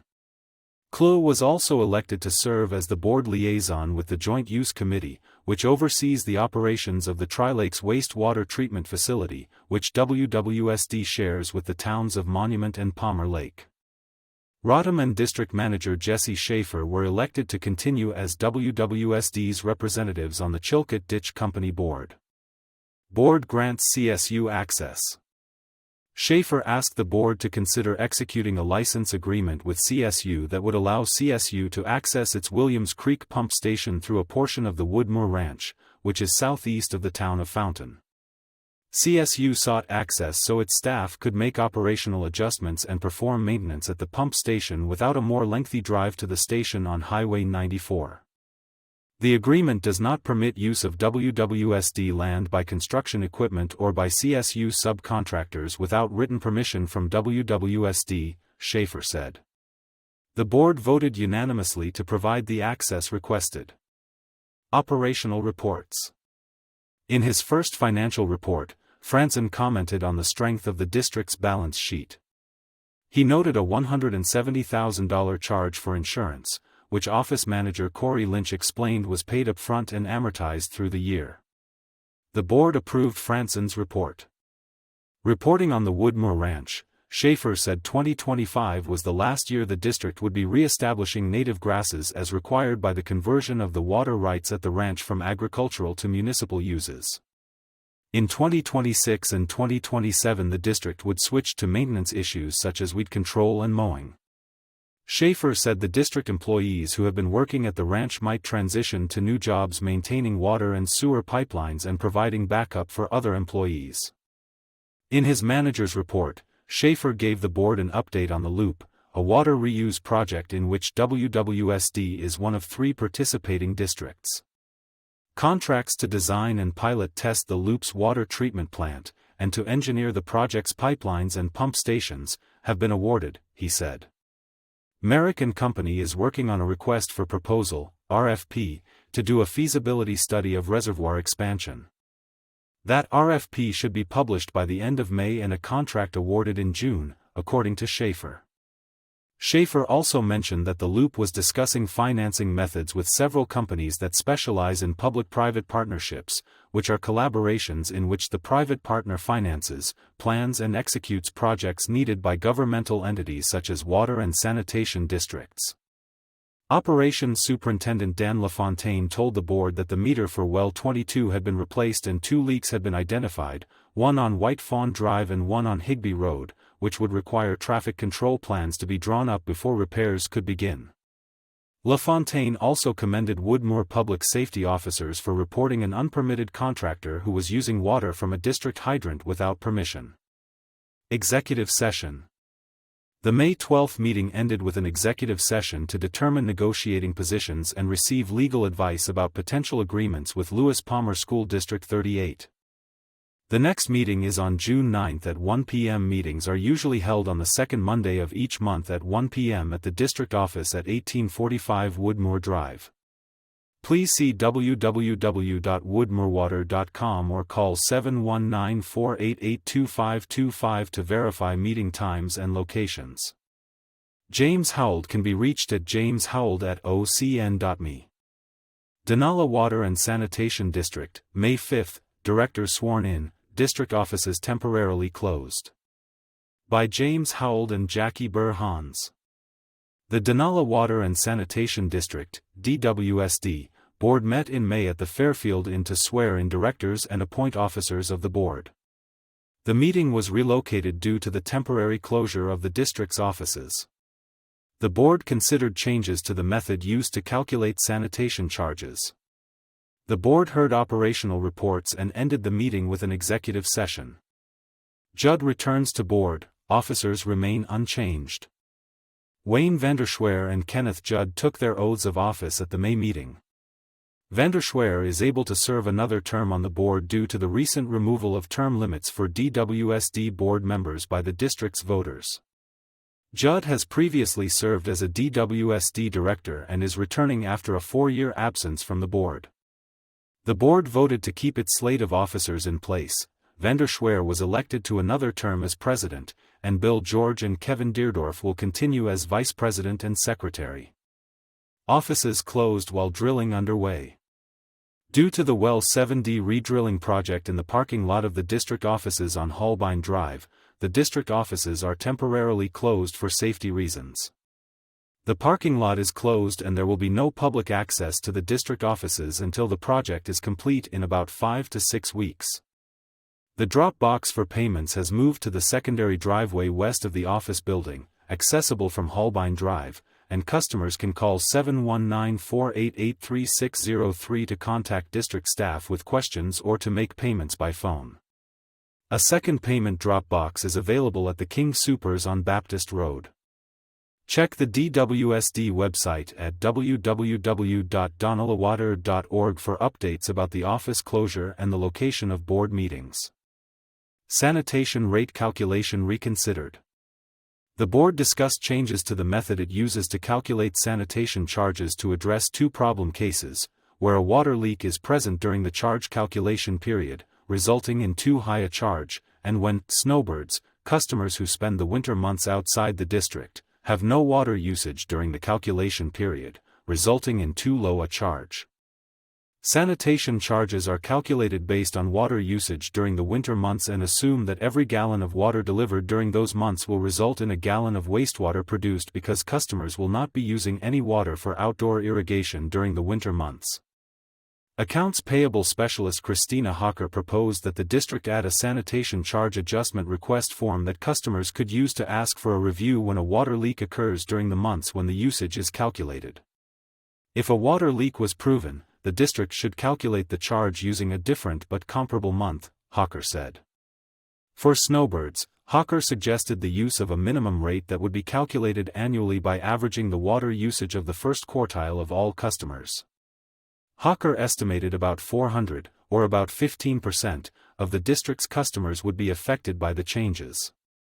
She said she would draft the policy changes for the board to consider at its July meeting and pointed out if the policy changes were approved, the district would have to announce them 30 days before they took effect. Operational reports. In his financial report, General Manager Jeff Hodge noted the district had received half of the revenue it expects from property taxes. Expenses will increase as projects proceed. The board approved Hodge's report. In his manager's report, Hodge summed up recent developments in the Loop, a water reuse project in which DWSD is one of 3 participating districts. He said a request for proposal to design the pipelines and pump stations needed to convey water from Fountain Creek to customers had been published. A kickoff meeting with Burns and McDonnell, the company that will design and pilot test the water treatment facility for the Loop, had been held. Ways to finance the Loop were being investigated, Hodge said, adding the Loop's board was discussing options with Piper Sandler, the Colorado Water Resources and Power Development Authority, Tallgrass Water, Holman Capital, and Meridium. Public-private partnerships were being considered as well as traditional funding methods. Superintendent of Water Operations Ronnie Wright told the board that conditions were very dry at Willow Creek Ranch, one of the district's sources of renewable surface water. Wright said new pumps that would allow the automatic dispensing of chemicals based on water flows were being discussed for the Holbein Water Treatment Facility. Waste plant operator Aaron Tolman noted the equipment for ultraviolet disinfection had been replaced and the wastewater treatment plant's 35-year-old generator had undergone repairs and was being tested more frequently than it had been previously. Executive session. The meeting ended with an executive session to give Hodge his annual review. The next board meeting is scheduled for Thursday, June 19 at 1:30 p.m. Generally, board meetings are held the third Thursday of the month at 1:30 p.m. and include online access. Call 719-488-3603 or access www.donalawater.org to receive up-to-date meeting information. The district office is located at 15850 Holbein Drive, Colorado Springs. James Howell can be reached at jameshowell@ocn.me. Jackie Burr-Hans can be reached at jackieburhans@ocn.me. El Paso County Regional Loop Water Authority, May 15, Board Officers elected by James Howell. The May meeting of the El Paso County Regional Loop Water Authority, EPCRLWA, or the Loop, Board was the first held following a change to the authority's charter that requires each participating district to name 2 representatives to the Loop Board when there are 3 or fewer districts participating in the project. The Donala Water and Sanitation District is now represented by Jeff Hodge, its general manager, and Christina Hawker, its accounts payable specialist, the Town of Monument by Madeline Van Den Hook, its town manager, and Tom Tharnish, its director of public works, and the Woodmoor Water and Sanitation District by Jesse Schaefer, its district manager, and Dan LaFontaine, its operations superintendent. The board appointed officers and heard financial and operational reports. Officers elected. The board elected Schaefer to another term as board president. Hawker was elected as treasurer and Tharnish as secretary. At the recommendation of Nicole Paykoff, the Loop's attorney, all board members were elected as assistant secretaries. Financial report. Corbin from and Company, LLC, the Loop's accountants, told the board that invoices totaling $54,000 had been received in April for engineering, legal and accounting work. The board voted unanimously to authorize From to pay the invoices. From said he had submitted a request for $138,000 to the El Paso Board of County Commissioners and was preparing another request for $110,000. The requests are being made against the $4 million provided by the Biden administration's American Recovery Plan Act to get the Loop project through its beginning stages. The Loop had spent about $141,000, or about 3%, of its 2025 budget, From said. Schaefer commented that he expected invoices from the engineering firms with whom the Loop has contracted to arrive soon, at which time expenses will increase. Operational report. Mark Valentine, the Loop's interim workflow manager, told the board he met with Burns and McDonnell, the company selected to design and test the loop's water treatment plant, to discuss scoping and contracting. Valentine updated the board on requests for proposal, RFPs, that are out for bid or being written. The RFP to design the 28 miles of pipelines and 5 pumping stations required to convey water from Fountain Creek to customers in the participating districts has been published and companies are submitting questions to him. Valentine said he expected proposals for the board to review as soon as the next day. An RFP to study the feasibility of expanding the Calhoun Reservoir was being prepared and would be ready for the board to comment on in a week, Valentine said. Western States Land Services LLC was working on acquiring easements, he said. The next regular meeting is scheduled for June 19 at 9 a.m. Regular meetings are held on the third Thursday of each month at 9 a.m. at the Monument Town Hall at 645 Beacon Light Road. Workshop meetings are held the first Thursday of each month at 9 a.m. at the Monument Town Hall. Please see loopwater.org or call 719-488-3603 to verify meeting times and locations.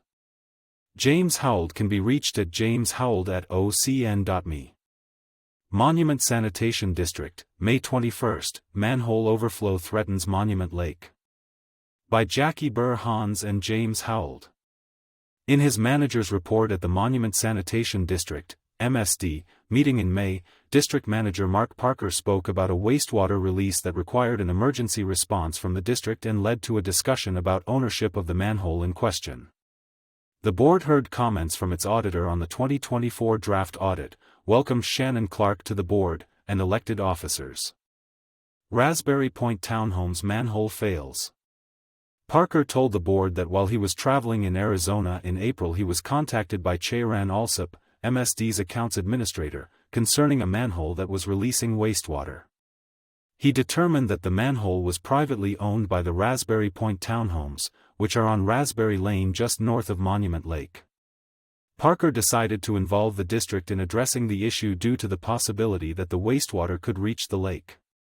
He called a contractor to clear the service line to the manhole and deal with standing wastewater.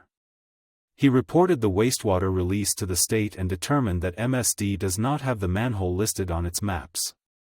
On May 14, the district received another call regarding an overflow from the same manhole. Parker had the service line examined by video camera and found a second portion that needed to be cleaned out. A belly, or low point, in the line was also detected. He called a contractor that got the line flowing a second time. The Homeowners Association, HOA, for the Raspberry Point Townhomes believes that the service line and manhole belong to MSD, but there is no documentation establishing ownership, Parker said. The HOA told Parker it had a verbal agreement with a previous MSD district manager that MSD owns the manhole. MSD has spent $5,000 to $7,000 on the problem, Parker said, adding the total cost is not clear yet because not all the invoices have been received. Parker said he would continue to work with the HOA to determine ownership and would keep the board informed. He also thanked the town of Monument and the Triview Metropolitan District for providing equipment that was used to keep the spill from reaching the lake. 2024 Draft Audit. Derek Watada, of Olson, Reyes and Sauerwein LLC, the district's auditors, gave the board preliminary results of the 2024 audit. Watada said there were no major issues but noted that some bank accounts were not accurately reconciled and needed to be adjusted.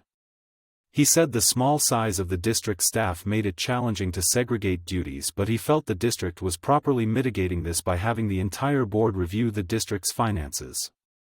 Watada said the district was handling its accounts payable on a cash basis but its financial reporting on an accrual basis. He recommended moving to an accrual basis across the board and said his company or Haney & Company, the district's accountants, could help to make the district's financial matters consistent. The board voted to approve Watada's audit report. Clark joins the board, officers elected. Shannon Clark joined the board at its May meeting, having been sworn in the previous day along with Director Skip Morgan. Clark replaces John Howe, who was term limited after serving 2 terms. Clark said she had served on the Town of Monument's Home Rule Commission but had never served on any other board. The board voted to elect Dan Hamilton to serve a second term as board president and to elect Janet Ladowski to remain as board secretary. Tony Archer was elected treasurer, a role previously held by Howe. Morgan will continue as the board liaison with the Joint Use Committee, JUC, which oversees the Tri-Lakes wastewater treatment facility. The town of Monument operates the facility jointly with the town of Palmer Lake and the Woodmoor Water and Sanitation District. Clark will serve as Morgan's alternate on the JUC. Monument Sanitation District meetings are held at 9 a.m. on the third Wednesday of the month in the District Conference Room at 130 2nd Street, Monument. The next regular meeting is scheduled for June 18. See https://monumentsanitation.org. For a district service map, see https://monumentsanitation.org/district-map. Information: 719-481-4886. Jackie Burr Hans can be reached at jackieburhans@ocn.me. James Howell can be reached at jameshowell@ocn.me. Triview Metropolitan District, May 22, bond passes, new board directors welcomed. By Natalie Barsh. At the Triview Metropolitan District, TMD, meeting on May 22, the board approved a resolution to reimburse the district for expenses incurred before the approved $12.6 million bond is issued for the Higbee Road widening project. The board heard a traffic study was in progress, and that the Consumer Confidence Water Study was complete and available to the public. The board also received an update on the efforts to reduce the unaccounted/unbilled water loss, welcomed the recently elected directors, and bid farewell to the outgoing directors. The board held an executive session to discuss the purchase and sale of water and land, economic incentive agreements, and agreements with the town of Monument, TOM, and other governmental and private entities. Election results. The district held an election on May 6 to determine 3 board of director positions from a pool of 4 candidates vying for 3 seats to be vacated due to the district's 8-year term limitation policy. The election judge's abstract of votes for the 4-year term candidates were: Eric Demkowicz 337 votes. John M. Gibbons 345 votes. Anne-Marie Jajola 334 votes. Michael Gerald McEwen 318 votes. Gibbons and Jajola were sworn in as board directors during the May board meeting. Demkowicz signed his oath of office on May 20, and a public swearing-in ceremony will take place at the June meeting. The board decided to defer assigning board positions until June. The election results can be found at www.triviewmetro.com. Note: ballots were mailed to each eligible voter residing in the district's 2,315 homes. Bond issuance.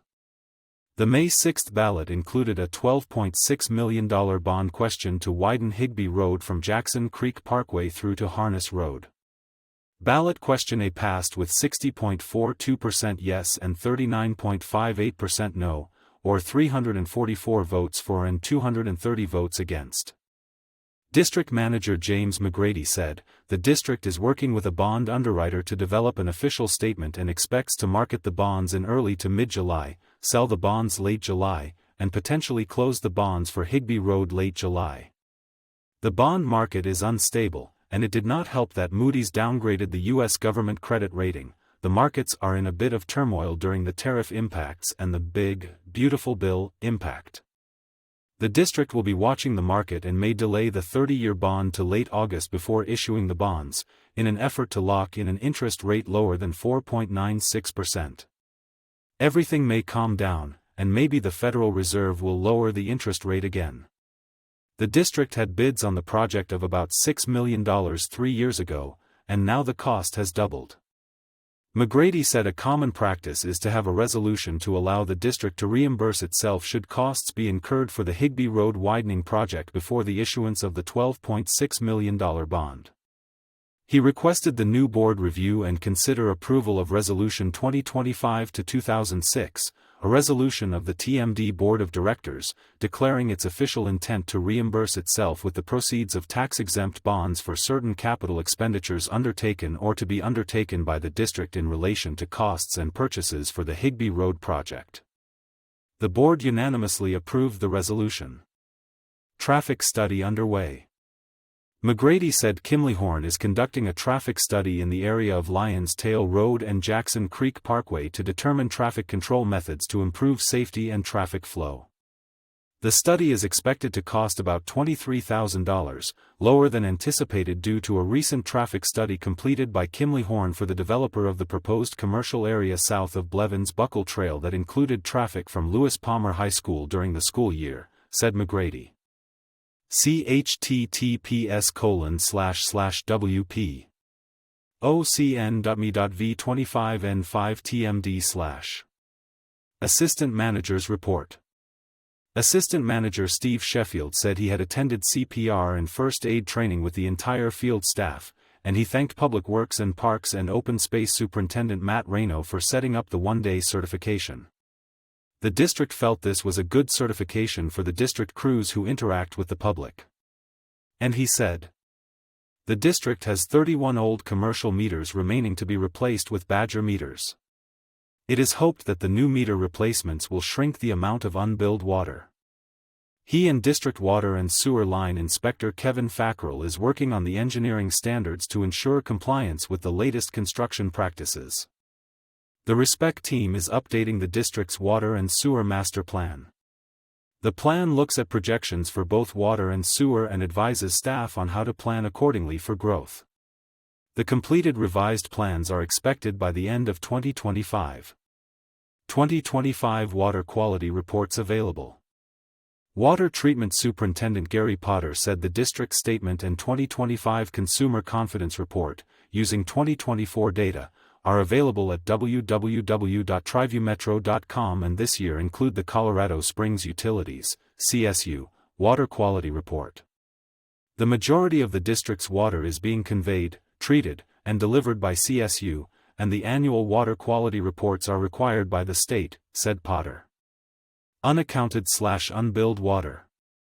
Potter said the district produced 18.881 million gallons of water during the April billing cycle, of which 16.940 million gallons were sold to customers, leaving about 1.9 million gallons unaccounted. The staff is trying to determine if the loss is perceived loss or actual loss, and after verifying the accuracy of the production meters, in an effort to narrow the gap that is down for the past couple of months, the staff is also working toward completing the meter replacement program to verify the accuracy of customer meters. Typically, aging water meters allow more water through than they meter, so it is in the customer's favor and not an actual loss. Using a district-wide pressure map of 6 water zones, the staff is able to target areas to locate and repair leaks in the district's irrigation service lines. Working with Timberline Electric and Control Corporation to integrate some additional meters into the SCADA reporting system.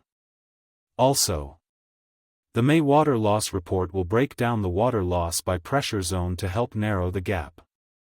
The aim is to track how many gallons are missing against tracking percentages throughout the year. The percentage varies from high to low season, when irrigation is not in use. Demkowicz asked if the fire hydrants are metered within the district's construction zones. Potter said, the hydrants are metered and construction companies are required to collect a fire hydrant meter from the district, and those meter numbers are then reported to the billing staff. There have been instances when Monument Fire Department, MFD, has used fire hydrants unmetered during training activity, and in an emergency, you do what you have to do. The district does not charge MFD for using fire hydrant water and continues to work with MFD to help account for the district's water use. McGrady said, the price to deliver the district's water to the district via CSU is $9.39 per 1,000 gallons, so when thousands of gallons of water are spewing out unmetered during firefighter training, it is real money. The district is paying a pretty penny for the convey, treat, and deliver service from CSU and does not want a big gap between produced water and sold water. The rate studies conducted to assess consumer rates assume there is a closed balance, and the unaccounted 2 to 3 million gallons found over the past few months does not help the district's finances. MFD has a meter to use for training, and the fire department is now reporting the gallon usage after opening the fire hydrants for training purposes. Utility update. Potter said the following. The Forest Lakes Metropolitan District Sanitary Survey was completed in early May. The district sanitary survey is anticipated later this summer. The wastewater flume has been recalibrated and appears to be reading accurately at the Upper Monument Creek Regional Wastewater Treatment Facility, UMCRWWTF. A laser flow meter will be installed upstream of the flume to verify accuracy. Historically, the effluent meters were not matching the two combined influent meters to the UMCRWWTF. The Northern Delivery System produced 91% of the water for the district in April with 1.64 million gallons produced by wells. Financial update. The board accepted the April financial report and approved 20 checks over $5,000 for almost $1.344 million. Of note was the payment of $627,922 for a budgeted capital project, Enterprise Water Improvements for the Arkansas Valley Irrigation Company Augmentation Station/Diversion Structure/Recharge Pond. McGrady said, this time last month the district was substantially trailing 2024 in sales tax revenue, collected under the Intergovernmental Agreement, IGA, between the TOM and TMD.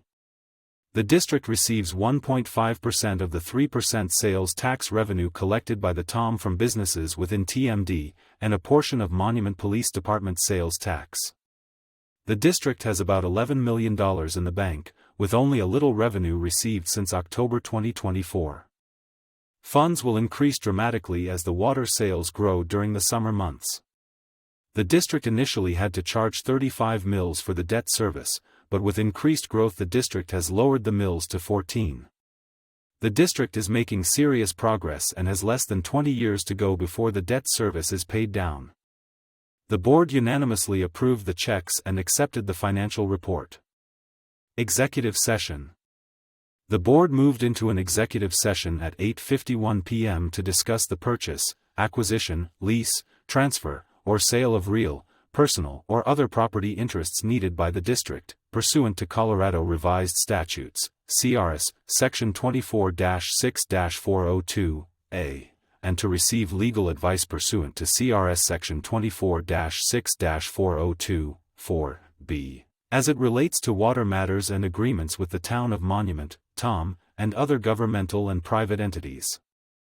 The session also determined the district's positions relative to matters that may be subject to negotiations, related to the purchase and sale of water and land, economic incentive agreements, and agreements with the TOM, and other governmental and private entities pursuant to CRS, Section 24-6-402-4B. Sheffield confirmed to this reporter that when the board returned to the regular session at 9:33 p.m., no action was taken by the board, and the meeting promptly adjourned.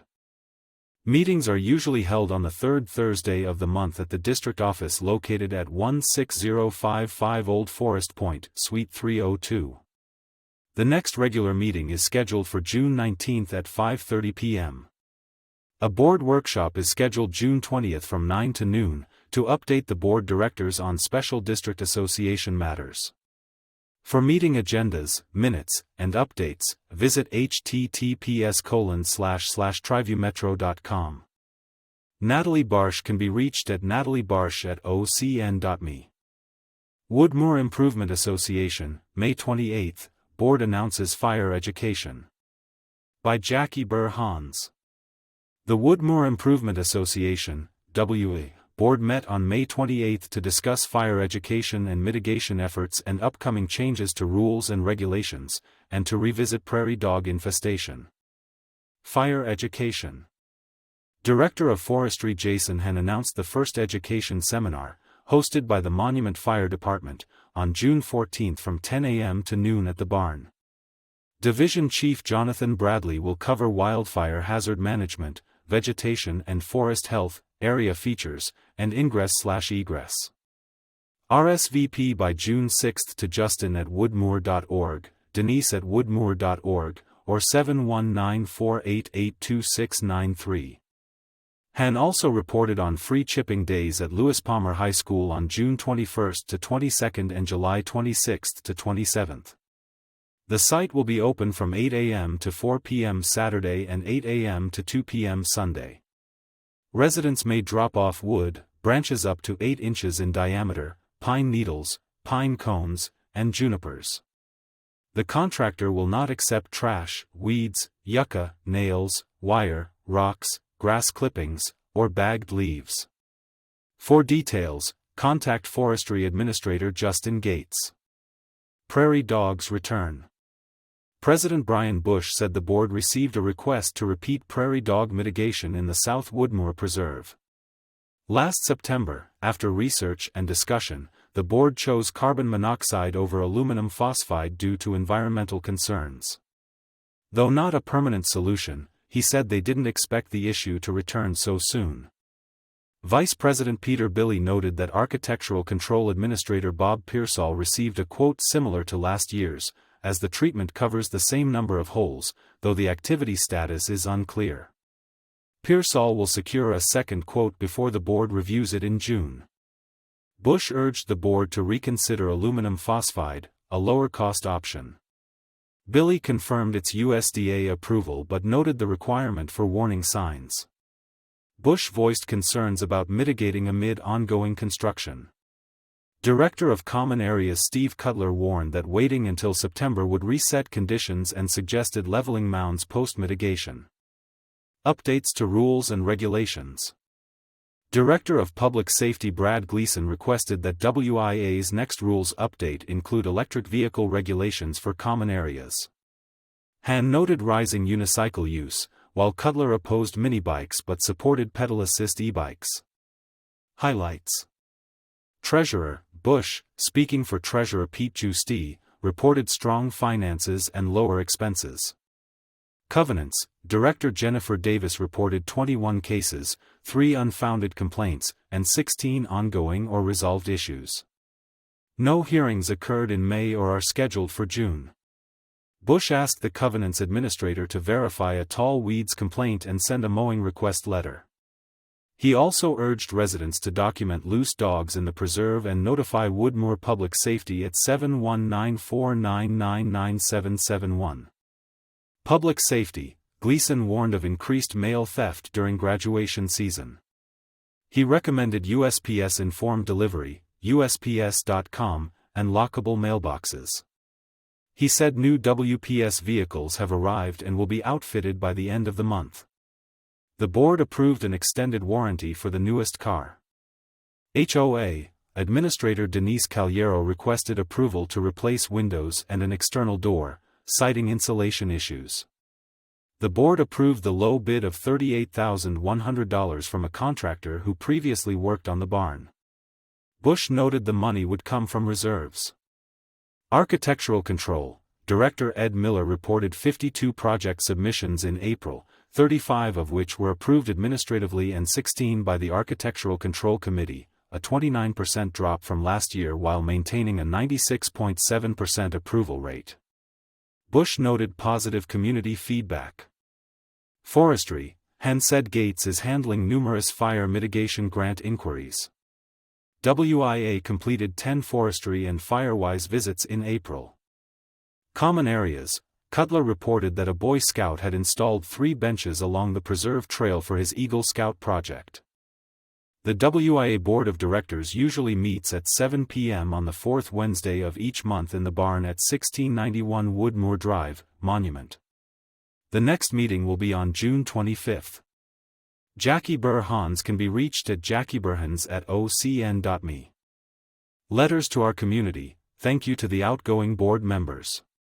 Over the past 8 years, Triview Metropolitan District has been transformed from a region facing critical water shortages with limited preparation for the future to one with sufficient renewable and reusable water resources for our grandchildren and beyond. This would not have been possible without the leadership and vision of the outgoing members of the Triview Board of Directors, President Mark Melville, Vice President Anthony Sexton, and Secretary/Treasurer James Barnhart. Their hard work led to the purchase of more than 2,100 acre-feet of renewable water resources, covering 95% of Triview's future water needs. In collaboration with Colorado Springs Utilities and Forest Lakes, Triview developed the northern delivery system to deliver water from as far away as Buena Vista and Pueblo to Triview customers. Triview can also develop 2 reservoirs which will enable us to store 19,500 acre-feet of water, making Triview drought-resistant and an excellent partner for other municipalities. They foresaw the need to improve Triview's roads. In 2019 they directed the widening of Jackson Creek Parkway. It would cost twice as much to build today. This award-winning improvement anticipated the arrival of new commercial partners to provide services and reduce the tax burden on Triview's homeowners. They led the charge to widen Higbee Road, which will result in safety improvements around Lewis Palmer High School and ease emergency response and community evacuation in case of wildfires. Mark, Anthony, and James, thank you for setting Triview up for success. And to our friends and neighbors, if you see Mark, Anthony, or James, please give them a big thank you. The investment you have made in your home and community is more secure due to their efforts. Amanda Carlton, Eric Demkowicz, John Gibbons, Jason Gross, and Anne-Marie Jajola Triview Board of Directors. Our community news welcomes letters to the editor on topics of general interest to readers in the Tri-Lakes area. Guidelines for letters are found here. The information and opinions expressed in letters to our community are the responsibility of the letter writers and should not be interpreted as the views of OCN even if the letter writer is an OCN volunteer. When there is more than one letter, the letters are arranged in alphabetical order based on the last name of the author. Letters to our community. Tri-Lakes Women's Club gets thanks. Thank you to the Tri-Lakes Women's Club for granting the money to purchase a box set of 10 bouncy bands. The bouncy band chair bands slide onto the legs of student desks or chairs and allow students to fidget quietly using their feet and stay focused without distracting other students. Studies have shown that students stay on task nearly 10% longer with the chair bands. I am so grateful to have the Tri-Lakes Women's Club support. Having chair bands helps students focus and relieve stress. I currently have some chair bands, but not enough for every student's desk, and my students have been begging for all of my chairs to have their own bouncy bands. My students love having a bouncy band on their desk, and now everyone will have their own, thanks to the Tri-Lakes Women's Club. My students and I are very grateful for your support. Mrs. Molly Ketchell, LPHS math teacher. Our community news welcomes letters to the editor on topics of general interest to readers in the Tri-Lakes area. Guidelines for letters are found here. The information and opinions expressed in letters to our community are the responsibility of the letter writers and should not be interpreted as the views of OCN even if the letter writer is an OCN volunteer. When there is more than one letter, the letters are arranged in alphabetical order based on the last name of the author. A Perspective on Our Community, Flying Horse North Change of Plans. By Terry Stocka. Reprinted by permission of the New Falcon Herald. It isn't often that a developer spends a lot of money designing a residential development that is approved and then completely changes his mind and spends a lot more money designing a totally different development that is also approved and then changes his mind once again, going back to the original plan. The whole process and all it entails is expensive and mind-boggling. The owner of this complicated story is Classic Homes and the development is Flying Horse North. The original plan was for 283 lots 2.5 acres or larger. The lots covered only half of the parcel, so the remaining acreage was an 18-hole golf course and park space. The total area was 1,410 acres with a density of 5 acres per lot. The Black Forest Land Use Committee accepted the plan despite wishing the open space could be undeveloped trees and wildlife habitat, but the developer desired the open space to be the golf course and the county commissioners approved it. Filing 1 for the development was for 81 lots and the golf course.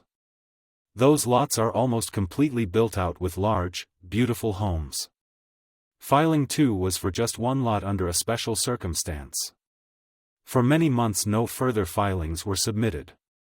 Then a totally new sketch plan was submitted that changed the remaining 201 lots into 846 city-size lots plus a luxury 275-room hotel.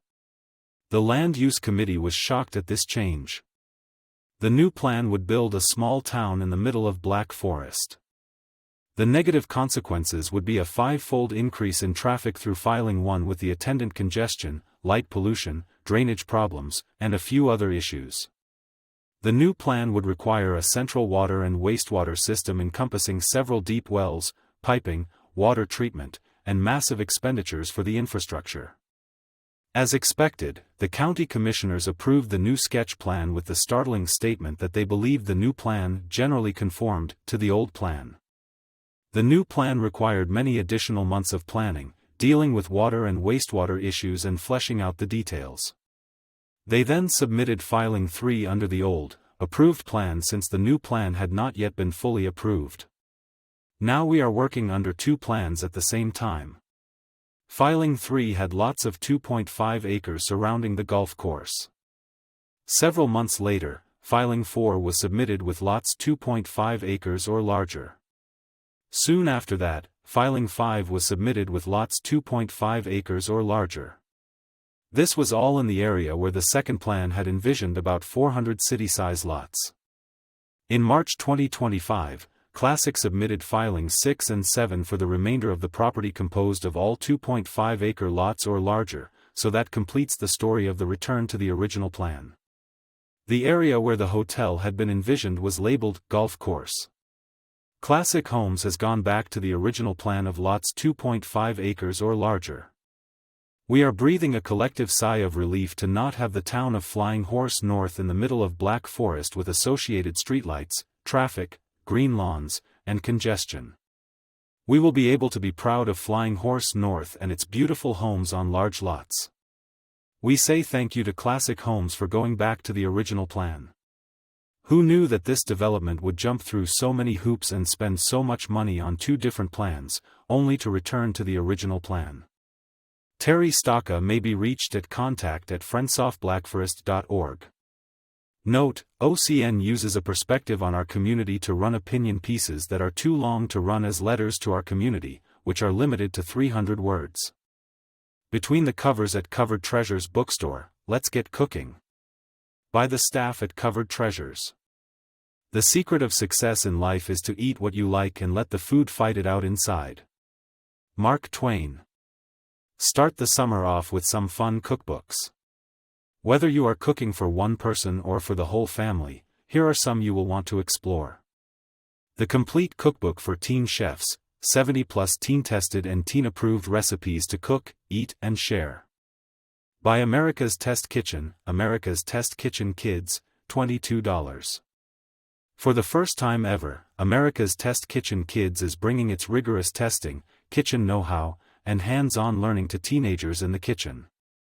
Fiercely independent and searching for culinary adventure, teen chefs are ready for exciting, global recipes made to share with friends and family, with the support of fundamental kitchen techniques and approachable instruction.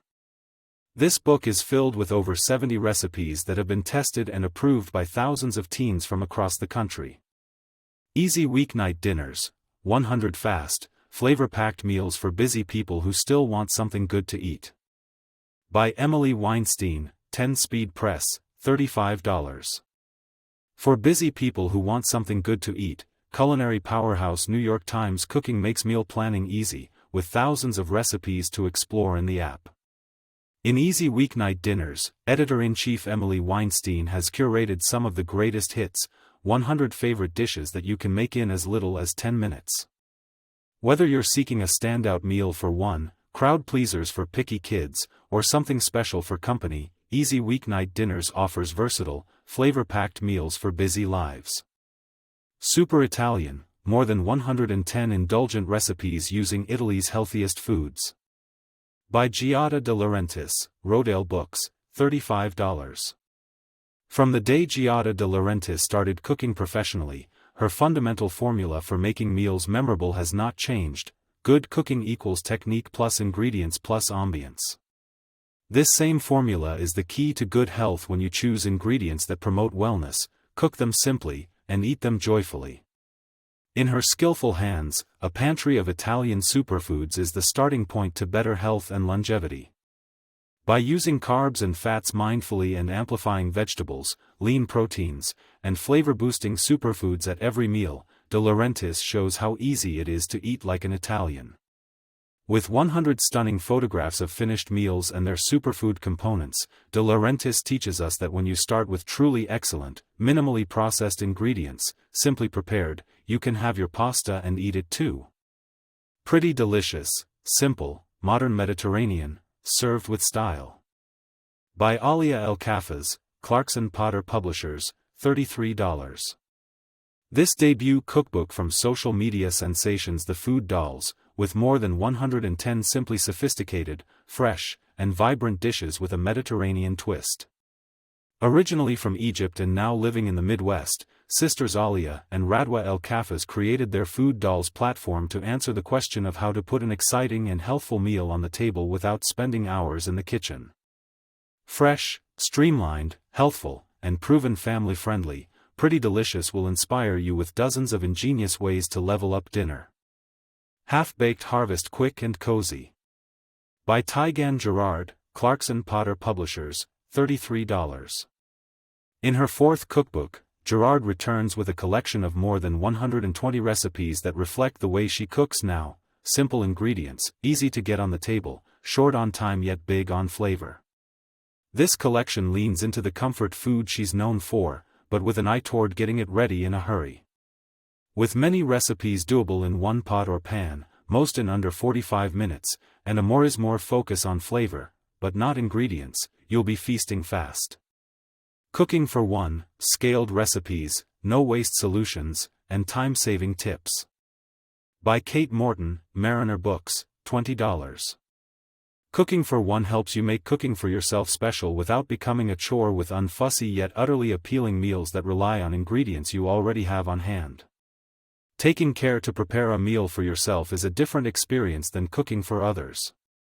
It can be a fun, casual, and, of course, delicious affair, but there are challenges, from avoiding a fridge full of half-used ingredients to ending up with leftovers that become boring after the third reheat.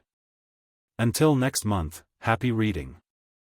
The Covered Treasures bookstore staff can be reached at books@ocn.me. June Library Events, Summer Adventure Reading Program begins, special programs offered. By Harriet Halbig. The annual summer adventure presented by Friends of the Pikes Peak Library District began on June 2 and will continue until July 31. This year, all ages including adults are welcome to participate with a variety of exciting grand prizes and registration prizes. This year's theme is Color Our World. Upon registration, children up to age 12 receive a book of their choice and teens receive a book or journal. After completing 30 days of reading, creating, and exploring, those up to 3 receive a bath toy and entry to grand prize drawing. Ages 4 to 12 receive a reading award medal, teens ages 13 to 18 receive an additional book or journal, and those 19 and older receive a packet of wildflower seeds, a can cooler, and an entry into the grand prize drawing. The grand prizes this year are exciting and family-oriented, including 4 packs of tickets to Air Force Academy athletic events, family memberships to the YMCA, passes to Skate City, and a variety of gift cards to Dave & Buster's, Shields, Poor Richards and restaurants. To register for the program, go to the district website, ppld.org, or in person at the library. To track your progress, you may pick up a game card at the library or print one from the website. At the Monument Library from 10:30 to 11:15 on June 13, there will be a Peter Rabbit program presented by Theater Across Borders. This program is for all ages and features a story about Peter Rabbit and his adventures in Mr. McGregor's garden. No registration is required but space is limited, so you are advised to arrive early. On June 16 from 4:30 to 5:30 teens and tweens will design their own terrarium featuring Animal Crossing characters and stickers. Registration is required. Please call 719-488-2370 or register online at ppld.org, Events and Happenings, and choose Monument Library. On June 18 from 3 to 4:30, there will be a teen program, ages 13 to 18, titled Fairy Magic and Lore Workshop. Learn about the origins and how to encounter fairies, pixies, brownies, and other creatures. Learn to understand the different types and how to interact with them. Registration is required. On June 19 from 3 to 4:30, there will be a teen program to create a fantasy map and paint a playable Dungeons & Dragons figurine. Each participant will leave with their own map and figurine. Registration is required. On June 21 from 11 to 12:30, will be a program for adults addressing artificial intelligence and how it works. Registration is required. On June 23 from 5:30 to 6:30, there will be an adult class addressing protection orders. Colorado Legal Services will provide a general overview on civil protection orders and when they may or may not be necessary. Registration is required. On June 27 from 10:30 to 11:15, there will be a family program featuring Catherine Dines and her Hunkta Bunkta music on a summer reading adventure. No registration required. Palmer Lake Library programs. On June 19 from 10:30 to 11:15, those up to age 12 are invited to the Palmer Lake Library to meet some friendly animals from Wishing Star Farms. This is an outdoor program. On June 20 from 3 to 3:45, kids ages 5 to 12 are invited to an idea lab addressing bridge science. Explore the science behind bridge building and engineer your own bridge. Accept the challenge to build a bridge that will support as much weight as possible over a 16-inch span. On June 25 from 11 to 12:30, there will be an adult class to make woven picture frames. Create and decorate your own loom and learn how to weave pictures into it for a unique way to display photos.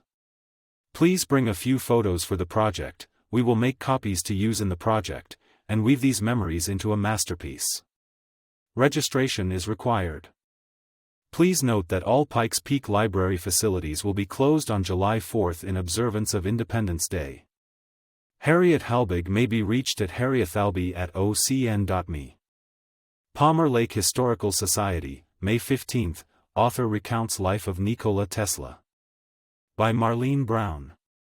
At the May 15 meeting of the Palmer Lake Historical Society, PLHS, the topic of the evening was Nikola Tesla and why he chose Colorado Springs by author and historian Patrick Ryan, who moved to Colorado Springs 7 years ago and has been researching Tesla.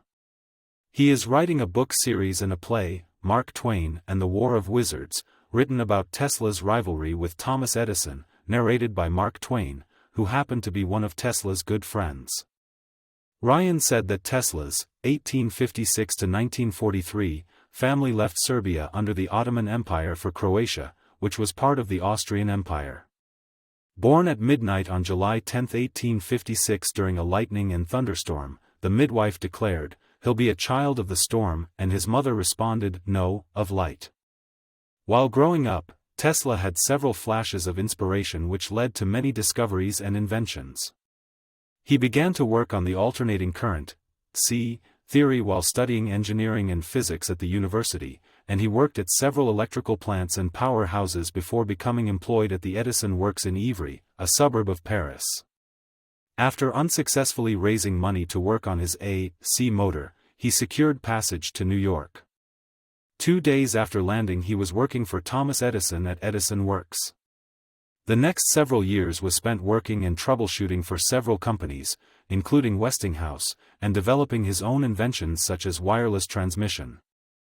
Ryan said Westinghouse won the electrical contract for the Chicago World's Fair in 1893. Tesla had an exhibit there demonstrating several of his inventions and was introduced as the Wizard of Physics. After the World's Fair, he moved on to Colorado Springs to construct a wireless station for scientific research. In 1899 to 1900 Tesla built his research station on Nob Hill, which was all prairie at the time, near where Pikes Peak Avenue would be, North Foot Avenue and Kiowa Street, between the School for the Deaf and the Blind, built in 1876, and the Union Printers' Home, built in 1892. After 9 months of experiments, Tesla was ready to increase power for his magnifying transmitter. When he gave the signal to his assistant, Kalman Cheeto, to throw the switch, there was a rumble that grew to a roar that could be heard 15 miles away. There was total blackout by the El Paso Electric Company in Colorado Springs. Tesla had short-circuited the generator, and the power station was on fire. They had a second backup generator on site. The electric company told Tesla it was up to him to fix the generator and they would bill him for the additional damage. Though it has been said that Tesla left Colorado Springs without paying the bill, Ryan showed PLHS a copy of the paid invoice. Ryan said Tesla went back to New York to continue his work and lived to be in his 80s. He appeared on the cover of Time in July 1931. Although many of his ideas would be dismissed, 100 years later many of his inventions and discoveries are being used today: wireless telephone, X-ray, fluorescent lighting, and remote control, according to Wikipedia. PLHS will hold a Father's Day ice cream social on Sunday, June 15, 2 to 4 p.m. at the Palmer Lake Town Hall and Village Green. It is free and open to the public.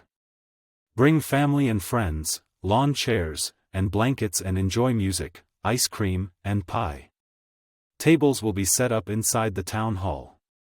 This event is sponsored by John Spittle of the Spittle Foundation. PLHS meetings are usually held on the third Thursday of the month at 7 to 8:30 p.m.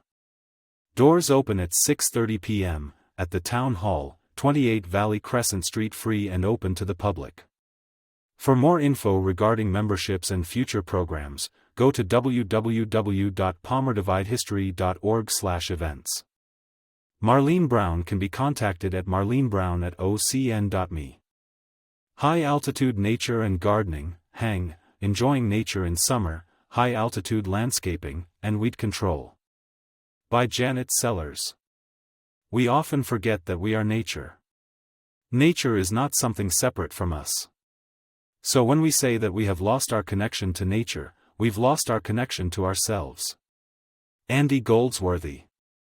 With recent much-needed rains, many landscapes, especially at our high altitudes, are flourishing, along with an abundance of weedy grasses.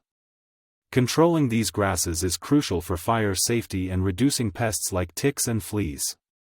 Fortunately, safe, natural, and inexpensive methods are available that protect families, pets, and local wildlife.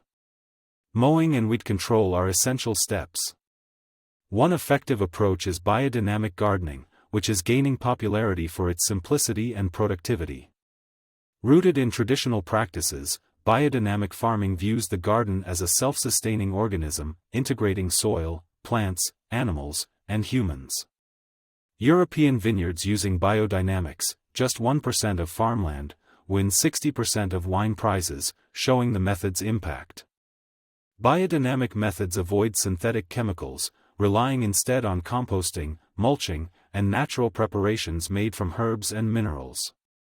These practices build long-term soil fertility, reduce effort over time, and support a thriving ecosystem. They also align with natural growth and decay cycles, creating a closed-loop system that boosts plant health naturally. In contrast, synthetic herbicides like glyphosate, though widely used, pose serious risks. Glyphosate harms soil microbes, reduces beneficial fungi and bacteria, and contributes to herbicide-resistant weeds. The World Health Organization's IARC classifies it as probably carcinogenic to humans, raising concerns especially for children and pets exposed via skin contact, inhalation, or ingestion. Instead, gardeners can turn to natural weed control methods like vinegar and mulch. White vinegar, particularly with 10 to 20% acetic acid, acts as a desiccant, breaking down plant cell membranes and effectively killing many broadleaf weeds, especially in hot, dry weather. Adding dish soap helps the solution adhere to leaves for better results. While household vinegar, 5% acetic acid, is less potent, it can still work with repeated applications.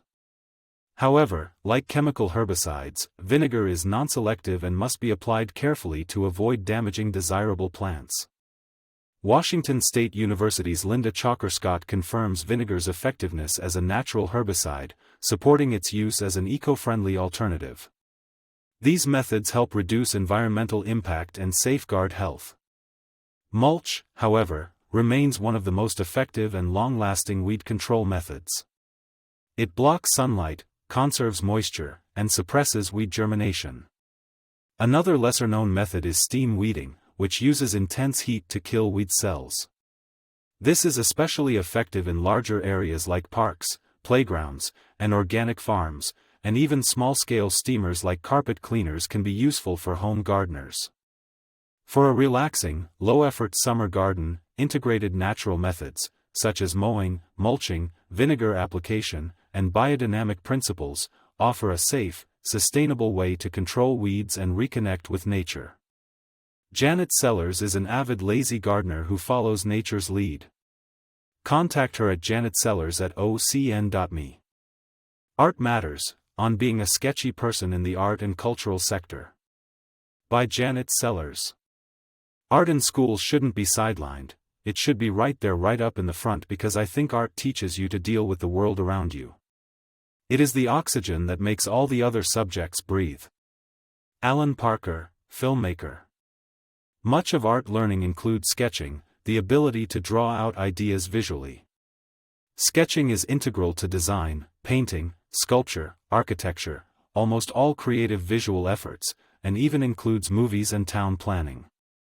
As an artist, I support being a sketchy person in that creative vein. And being an artist is integral to the trillion-dollar economy of the art and cultural sector. That sector grew more than twice the rate of the total economy between 2022 and 2023, according to new data from the Arts and Cultural Production Satellite Account, ACPSA, a product of the National Endowment for the Arts and the Bureau of Economic Analysis, BEA.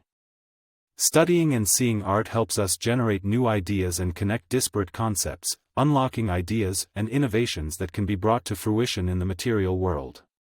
With art study and going out to appreciate art in the real world, we activate our novelty brain for creative potential and problem solving. Using fine motor skills in art creation, we activate many areas of our brain, our internal antenna, to make connections, find and solve creative problems, and apply the solutions to real-world problems. This has also been found to improve human performance all around, including academic performance and much more. The stamped-in learning model of STEM is seeing an exploding industry interest. Think, Google and Alphabet Incorporated, for very creative science, technology, engineering, art, and math, STEAM, creatives for user experience, UX. Google and Alphabet focus their creative labs on pushing creative boundaries and exploring new ideas. This team includes roles like creative technologist, visual designer, and social creative/copywriter. They use creative technology and development to combine creativity with technical skills to prototype interactive experiences and explore new technologies. Building Google's brand involves creating engaging content that reflects its core values and mission. Our area is home to myriad artists and art opportunities that include arts events such as art fairs, classes, and art groups. Our monthly Friday art hops, the next one is June 27th, are one source of art exposure, and coming up this summer there will be more with our local Chautauqua, the Hummingbird Festival of Arts, and other events with the Palmer Lake Arts Council. Stay tuned with the Our Community News Calendar section for events, updates, and calls for artists. Janet Sellers is an artist, writer, and speaker, offering talks, workshops, and art in public places for Colorado museums and communities. Contact Janet at janetsellers@ocn.me. Our Community Notices. By Janet Sellers. Although we strive for accuracy in these listings, dates or times are often changed after publication. Please double-check the time and place of any event you wish to attend by calling the information number for that event. Please notify us if your event listing needs to be updated. Black Forest/mulch program. Firewise mitigation, accepting tree branches, etc. Dumping fee for all loads will be $10 payment cash or check made out to Samcom. Pine needles are not accepted. Mulch is free to pick up. May through September, pick up mulch for your garden or property. Loader is available most Saturdays to speed up loading. 12375 Herring Road info including fire mitigation, forests, pine beetles, etc., https://bf/.org. Colorado EBT benefits available for local produce. Get up to $60 a month back on EBT card with a dollar-for-dollar match when buying fruits and vegetables at Colorado farmers markets and other locations with the Colorado SNAP Produce Bonus. Local vendors to the Tri-Lakes area are available at the Black Forest area at the Backyard Market and the Backyard Farm Shop, Saturdays, 6845 Shoup Road. More info, cdhs.colorado.gov/snap-produce-bonus. El Paso County Trailability Program terrain hoppers now available. Terrain hoppers in the nature centers at Fountain Creek and Bear Creek areas are off-road mobility vehicles that allow members of the El Paso County community and visiting guests with disabilities to experience trails previously inaccessible to them. Hike 1 to 3 miles through foothills and wetlands habitats with your friends, family, and a nature center staff or volunteer, May through October. Reservations required, participation is free. https://communityservices.elpasoco.com/trailability/. For more information on the Trailability program, please contact Teresa Odello at 719-520-6981 or by email at thereseodello@elpasoco.com. Forest and gardening volunteers needed. Friends of Fox Run Park will have some openings for student volunteers, and grown-ups, too, most of the year for various tasks. Besides tasks, the group offers information and skills demonstrations for each 2 to 3 hour session, and celebrates volunteers at the park with annual community events. The Tri-Lakes Cares on-site garden in Monument also needs volunteers in fall, spring, and summer. Gardening tasks include preparing garden beds, weeding, sowing seeds, and developing the compost. Bring gardening gloves, some tools will be provided on the workdays. Contact Janet Sellers at janetsellers@ocn.me or Marlene Brown at marlenebrown@ocn.me for more information. Parents helping parents. NAMI Parent and Caregiver Support Group is a no-cost, peer support program for parents, caregivers, and other family who provide care and support for youth, ages 19 and younger, who are struggling with mental health issues including depression, anxiety, school or peer pressure, substances and more. Facilitated by trained volunteers who have been in your shoes. Meeting is second Monday of each month from 7 to 8:30 p.m. via Zoom. Register online at namicoloradosprings.org. For more information, call the office at 719-473-8477 or email info@namicos.org. Get help in Larkspur. Larkspur Church has a food bank and care center that offer a good variety of non-perishable food items, as well as clothing for men, women, and children, some household items available too. We're here to help. If you are in need, or know someone who is, please reach out to Jeff at gethelp@larkspur.church. If you would like to donate, contact Jeff by the same email to arrange a pickup. Tri-Lakes Cares needs your support. Tri-Lakes Cares is the only food pantry and human services organization serving northern El Paso County through emergency relief and self-sufficiency programs. The community-based, volunteer-supported center is a critical resource for our neighbors in need. The best way to help support Tri-Lakes Cares is to donate. Visit https://tri-lakescars.org/donate to learn how to donate money, medical items, personal supplies, or food. Please check the web for current needs in our food pantry at https://tri-lakescars.org/donate/current-needs.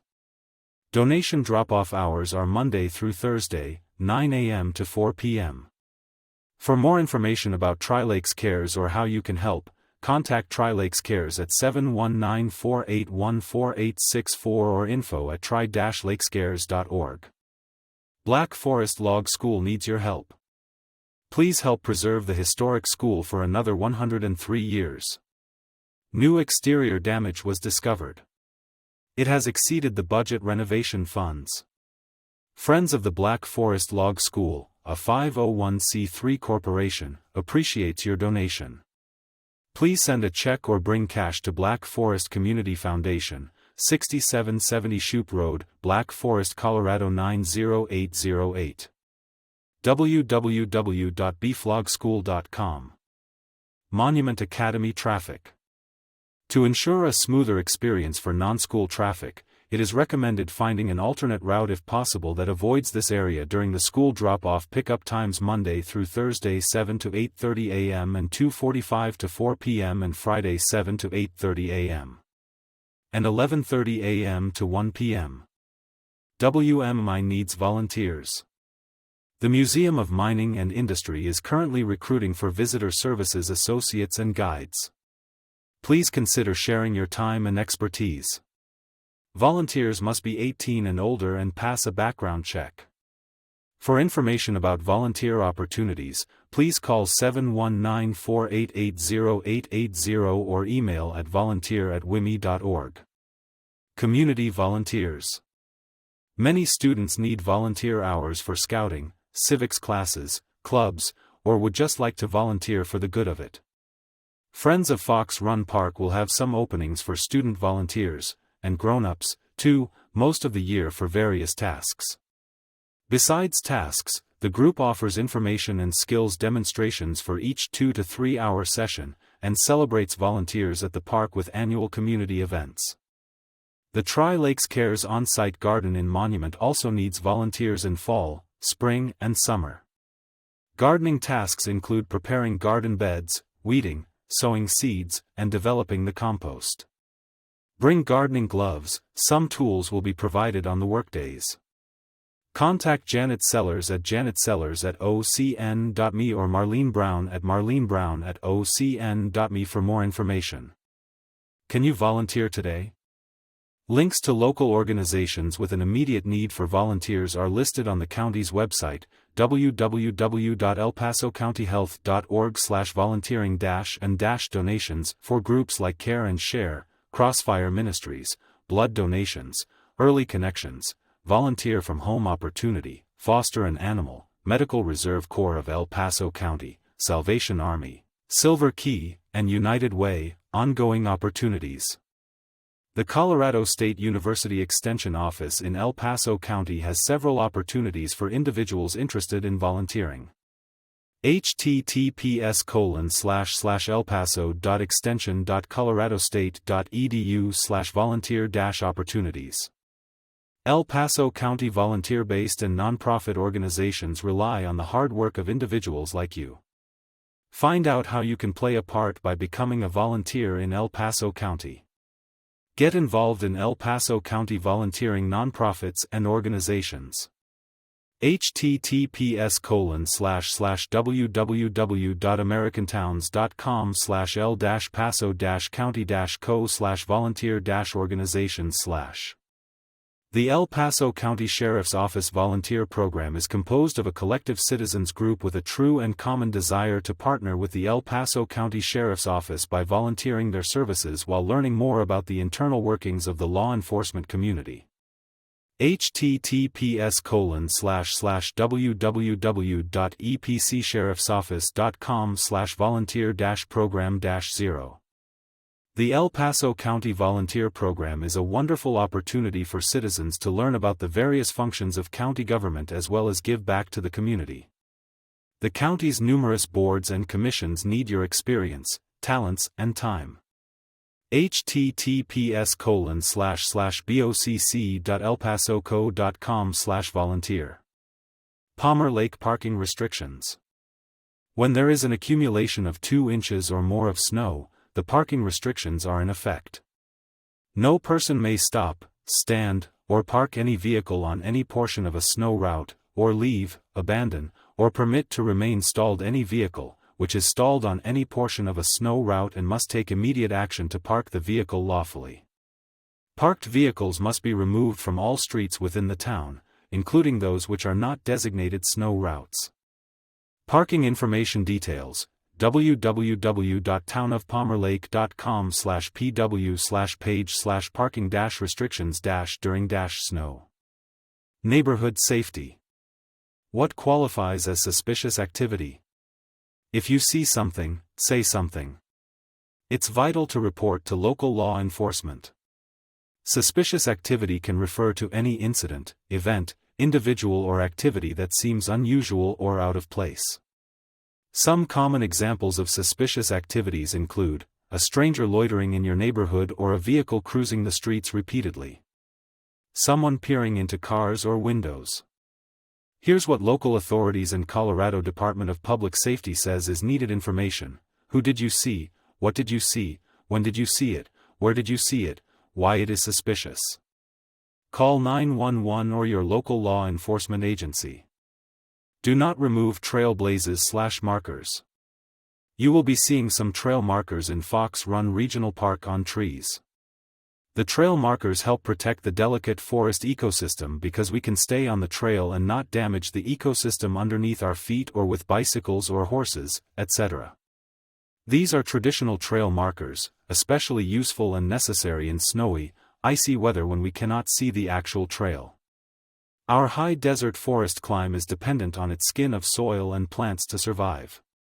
When we honor this part of the forest we cannot see, the part we can see has a better chance to thrive amid us humans, the invasive species. Please be a good citizen and help us to protect our park from unnecessary erosion. Fox Run Regional Park is heavily used and is located in a fragile ecosystem vulnerable to serious erosion when the forest duff is disturbed. Please respect and protect the park for everyone's enjoyment by staying on marked and well-established trails. A very obvious trail in the summer becomes surprisingly invisible after a moderate snowfall. In winter, a wrong turn taken by the first visitor after a snowstorm can quickly become a misleading scar on the landscape.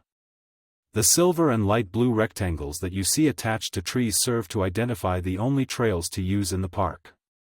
Please don't tamper with or remove trail blazes/markers as they are placed on the trees to identify and distinguish trails and help locate the trails after a snowstorm. The main loop trail uses light blue and silver rectangles. Sub-loops will eventually be marked in different colors to help visitors unfamiliar with the park to find their way and recognize which loop they are on. Highway 105A update. El Paso County construction is expected to continue into spring 2025. The project extends the 4-lane section of Highway 105 just east of Jackson Creek Parkway to Lake Woodmoor Drive, providing greater mobility by accommodating more traffic. The new configuration will be 2 lanes in each direction with left and right turn lines. The project also includes multi-use shoulders and pedestrian improvements, sidewalk connectivity, replacement of the traffic signal at Norwood Boulevard, a new underground drainage system and water quality pond, and a new roundabout at the Knollwood/Village Ridge Point intersection. The new roundabout, constructed by Monument Academy, is designed to keep traffic moving and reduce the traffic backups on Highway 105 that previously occurred in this area. Looking for something fun to do? Space Foundation Discovery Center, www.discoverspace.org. Thank you for joining us for the audio versions of the articles and columns from this issue of OCN. To dive into the full articles and columns or explore more content, visit www.ocn.me. Don't miss out, sign up for our community newsletter to stay updated with every new post.